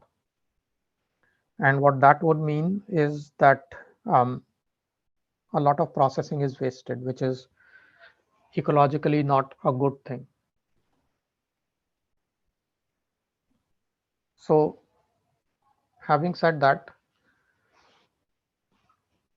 coming back to our consensus discussion, one thing that so there are two things. One thing that we just saw is that we have to get the sequence of blocks right, as in this is 201, 202, 203, and this is the longest sequence. So at one point, everyone has to agree that this is the right sequence, and that is consensus, the agreement.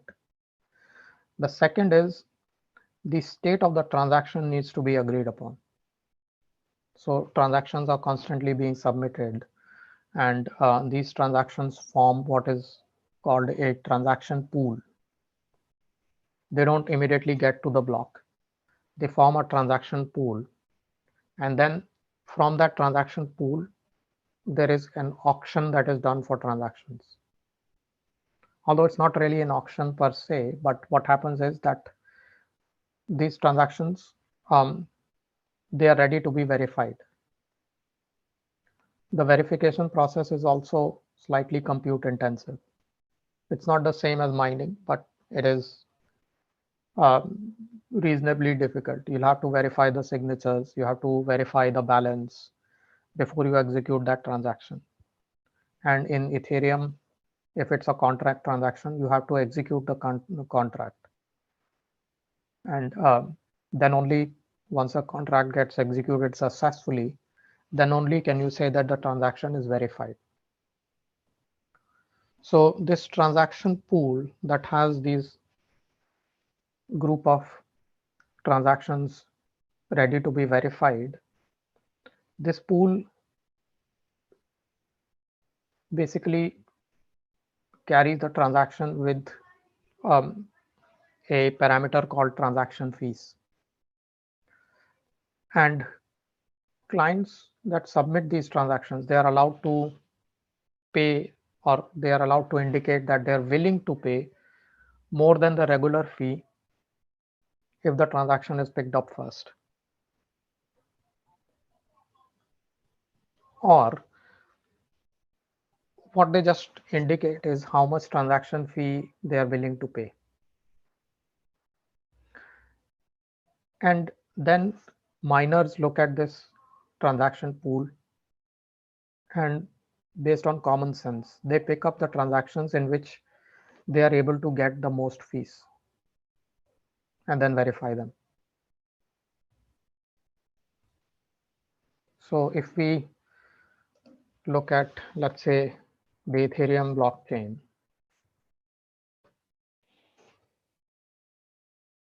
you you've got these latest transactions, and then you also have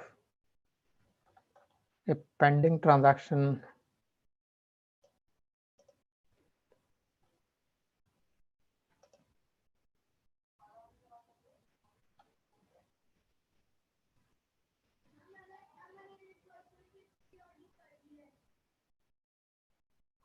So as you can see, there are uncles as well. These uncle blocks are the blocks which are, still rewarded. You can see the reward for uncle block because this block um, basically was the block that was created before this one, and it was an uncle to this block.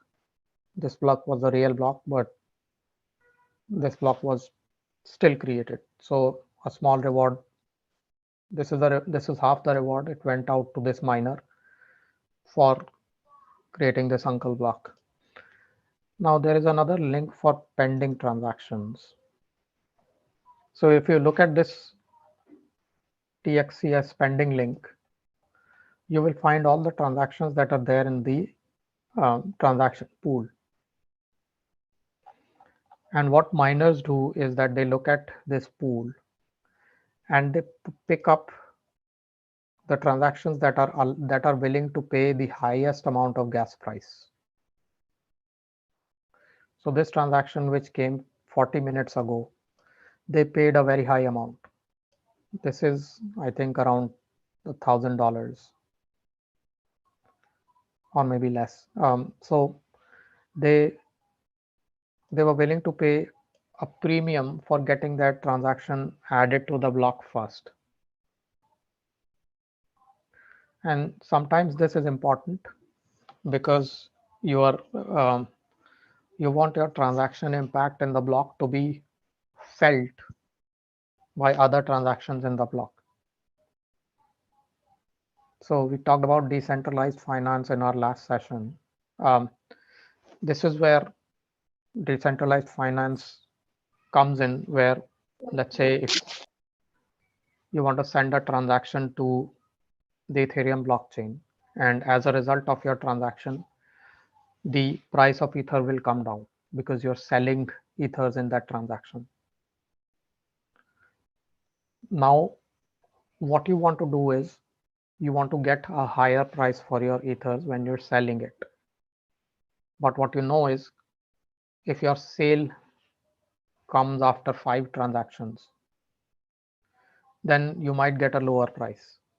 So what you do is you attach a higher fee to that transaction so that it becomes the first one in the block because miners pick it first. And if that happens, then the price that you get for your sale is not going to be impacted by other transactions who are also looking to sell, because their impact is going to be in future. So it's a kind of a trick in which you're able to execute a process called front running, where you are able to see the impact of all the transactions, and you want to front run that impact, as in avoid that impact by adding a little more fee to your transaction. Having said that, coming back to our discussion on consensus, there are multiple consensus protocols that are out there. We discussed 2 major types. One is crash fault tolerant. Second is Byzantine fault tolerant. Within these 2 heads, there are protocols that basically operate on different kinds of blockchains and under different scenarios with different kinds of distributed systems. Both Ethereum and Hyperledger, they allow a plug and play consensus mechanism that you can set up. Now in Ethereum, when it comes to public blockchains, you cannot plug and play anything because they have decided that they'll work on proof of work. But when it comes to Hyperledger, you can choose from, and I think I showed that yesterday, you can choose from 3 different types of consensus mechanisms. there is one called Raft. Now, Raft is a consensus mechanism that was conceptualized much before blockchains. And what you can do is you can Google the term Raft consensus demonstration and you'll reach this GitHub link.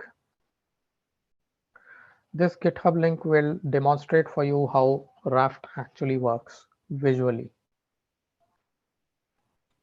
So you will see this 5-node network in which Raft is operating. And the way it operates is through a mechanism called election of a leader. So right now, S4 is the leader. And once they elect a leader, what happens is all the transactions are received by the leader and rest of the nodes of the network just synchronize themselves with the leader.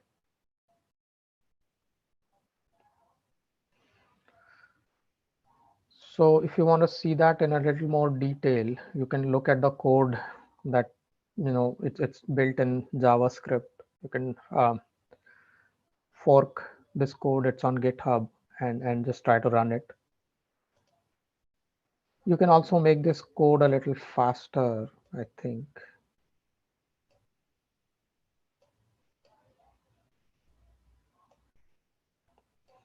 So right now, this is the S5 is the leader, and it's sending synchronization and pings to others on the network, and this synchronization of transactions is happening with S5. At one point, there will be a re-election that will happen, and another leader will be selected. Now, this process of re-election, so there are two terms. One is election, which is basically a process in which a certain section of the network votes for a candidate that can be the next leader. And there is another term called tenure or term, which is the amount of time that leader will continue to be the leader, accepting transactions while rest of the network follows it. And after that tenure, another node in the network will nominate itself for elections, and then the rest of the network will vote for that specific candidate. There might be more than one candidates, in which case the winning candidate becomes the leader. So Raft is as I said, is a consensus mechanism that has predated blockchains. It is used as a consensus mechanism in Hyperledger. You can choose Raft to be the consensus mechanism if you so desire. Having said that, we discussed quite a bit. We have about 10 minutes left in this session. So what I'll do is, I have this demonstration project that demonstrates proof of work consensus mechanism in some amount of detail. I want to walk through this code in good amount of detail before I actually run it, but I'll not have enough time in this session to do that. But I'll talk a little bit about what this code is. So this code assumes that, so this is in Java. And for those of us who are not very familiar with Java, I'd like to apologize, but I've not had the opportunity to convert it into any other language yet. But it should be easy to understand for those of us who are familiar with object-oriented programming. This is a concept that will not be very difficult. So in this code, I have two sections. One is the blockchain, and the block and transactions, which are basically the entities. So when we want to build a blockchain, we'll build a class called blockchain, which is going to have blockchain level fields. So it is a very simple Java object, or POJO, which is the short for plain old Java object. It doesn't have any implementation. It doesn't need anything specific in terms of import, except for, some basic collections. And it has two fields. One is the level of difficulty. So we've already seen what difficulty means in our last session, where we talked about the number of zeros representing the amount or the complexity of computing that is needed to find a block. And that number of zeros is the difficulty level. We'd seen that the current difficulty level on the Bitcoin blockchain is 19. The other thing is a list of blocks. So it just has these two parameters, nothing else. It is not a distributed network because I cannot set up distributed nodes. So I'm not able to, because it's just one machine that I'm demonstrating on, which is a kind of a limitation when we talk about distributed networks and consensus. But at the same time, it is a good representation of what actually happens when we talk about proof of work consensus. Although it doesn't exactly do that broadcast and verification and everything, but it's still able to verify the blocks. It is still able to honor the difficulty level. So, and the code for this is available on my GitHub page for those of us who are interested in running this. You can go to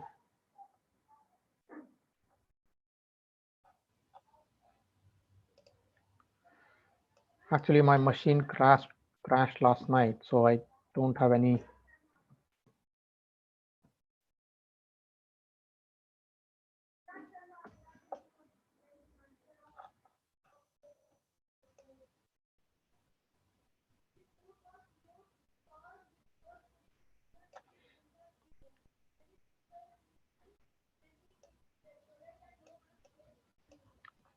interesting. I don't have any links here.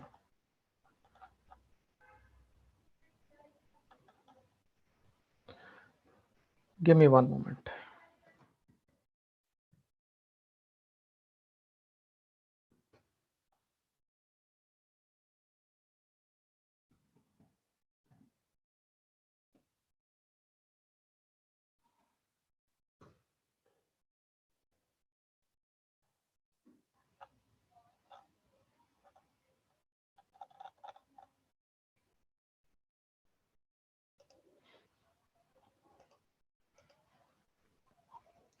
So this is my GitHub page.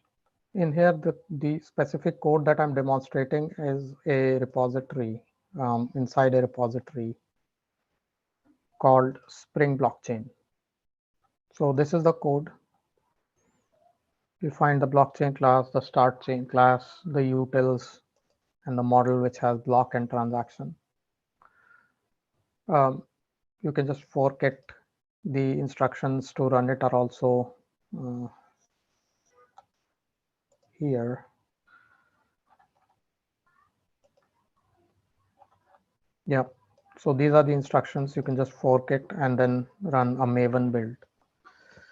Once built, you'll be able to run it like this: Java jar demo chain, which will be created as a Java archive.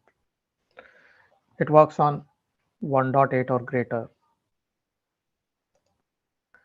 So coming back to the source code, the blockchain has two fields: the level of difficulty that the blockchain supports, and obviously the list of blocks that are going to be inside the blockchain. I'm not making an assumption on how many blocks. Then we have the constructor. So you'll call the constructor when you're initializing the blockchain. It will need the parameter difficulty, which is basically asking you how difficult you want to make this blockchain. Then it assigns this difficulty to the field, and it initializes the blocks with an empty array or an array list. After that, it creates the first block. So the constructor will just create one block just to kick off the blockchain.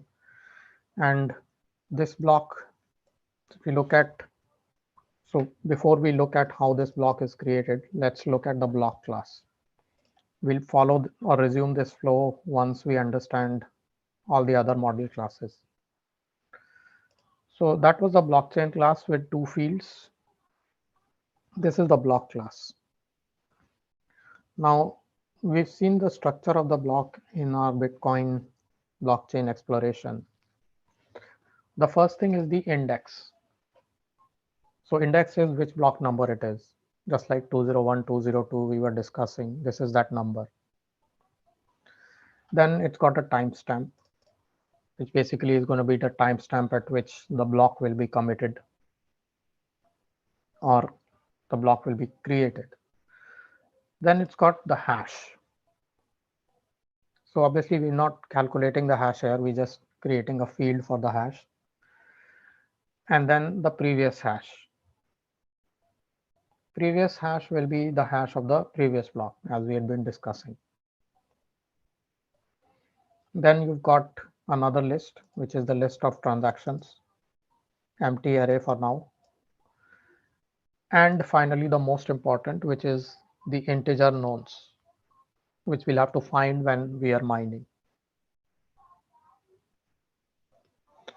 So this is the block for you. Now let's take a look at the transaction.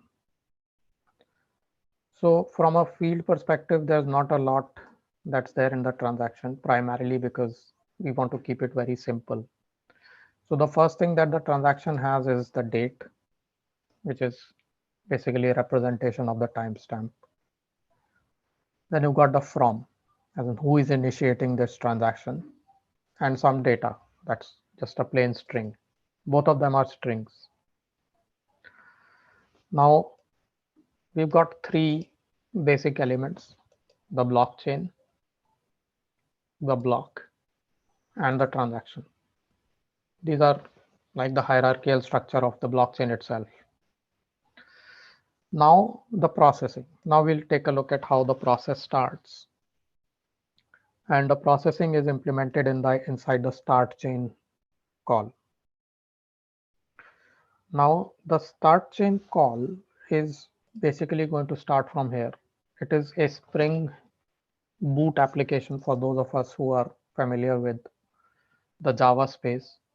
For those of us who are not, you can consider this to be a function that will be called, and this function will start from here. It will first print on the console that we are starting the chain, and then it will initiate with the blockchain constructor. In blockchain constructor, we're passing a constant difficulty. Right now it's 6. We will start with a lower one. We'll change this. And inside this constructor, what we're doing is, as I stated earlier, we are accepting the difficulty that we are assigning to the field. And then when we are creating an array of blocks, just an empty array, I mean, initializing this basically, which could have been done here also. And then we are creating a new block. Now this new block, it is being created with an index of 0 because this is the first block, and current timestamp. This will give us the current timestamp. And then there is no previous hash because this is the first block. So we are passing null for the previous block hash. Now this block is statically created. At this point, no mining has been done. It's just some data that we've grouped. Then we will be mining this block.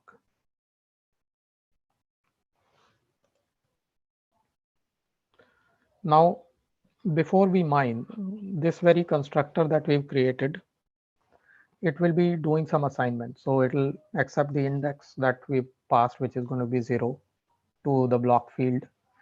It's going to be passing the timestamp. Previous block hash, which we'll pass as null, so it will assign it to null. The nonce is going to be 0. We'll initialize it with 0, no need for a nonce yet. And then we'll calculate the hash of this current block. Now this hash is a routine that we've implemented inside the block class itself. Let's see what it does. So it accepts a block. It's a static function. And then it checks for whether it's null or not.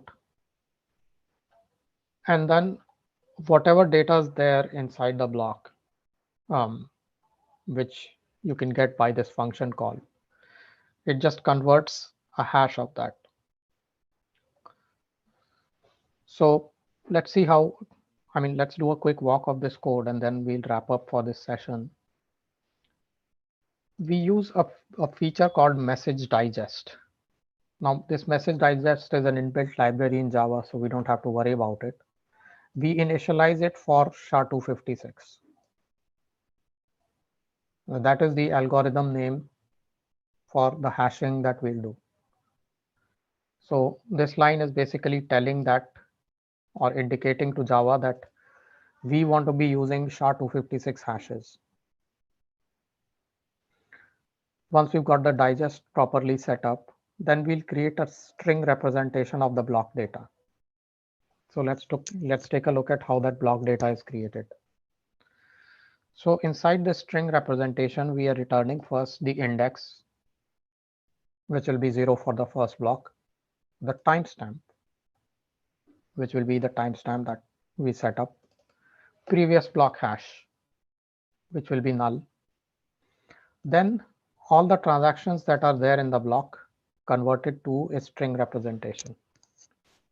So these transactions, what we basically be doing is calling toString on it.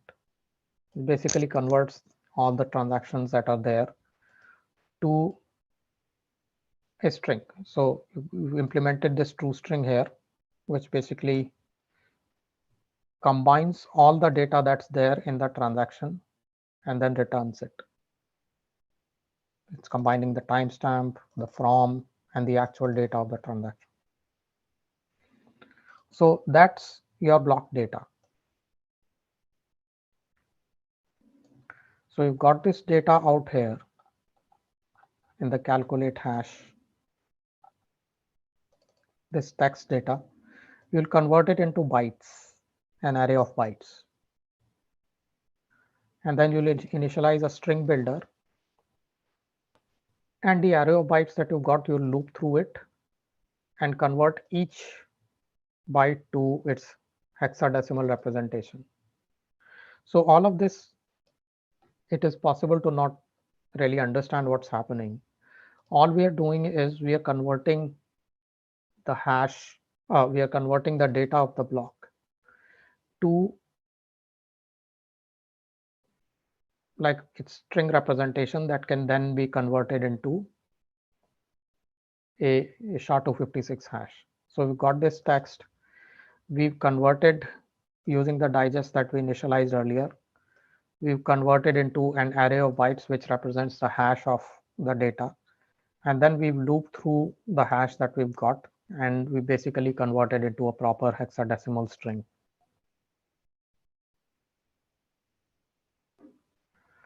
And once that process is done, what we basically successfully been able to do is calculate the hash of the first block. Now we will be using this for calculating the hashes of other blocks also. But for now, we are calculating the block of this, the hash of this block. So for the rest of the process and code walkthrough, we will resume in about half an hour, 40 minutes. And then you'll actually see this running to understand how, consensus, proof of work consensus works.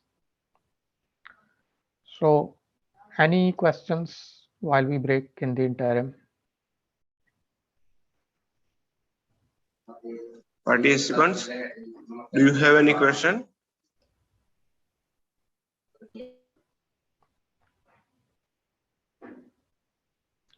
All right, in that case, let's reconvene in 35 minutes and then we'll resume. Thank you. Surely, sir. Participants, we are taking a lunch break of 30 minutes. We will together at 1:30 p.m. Good day.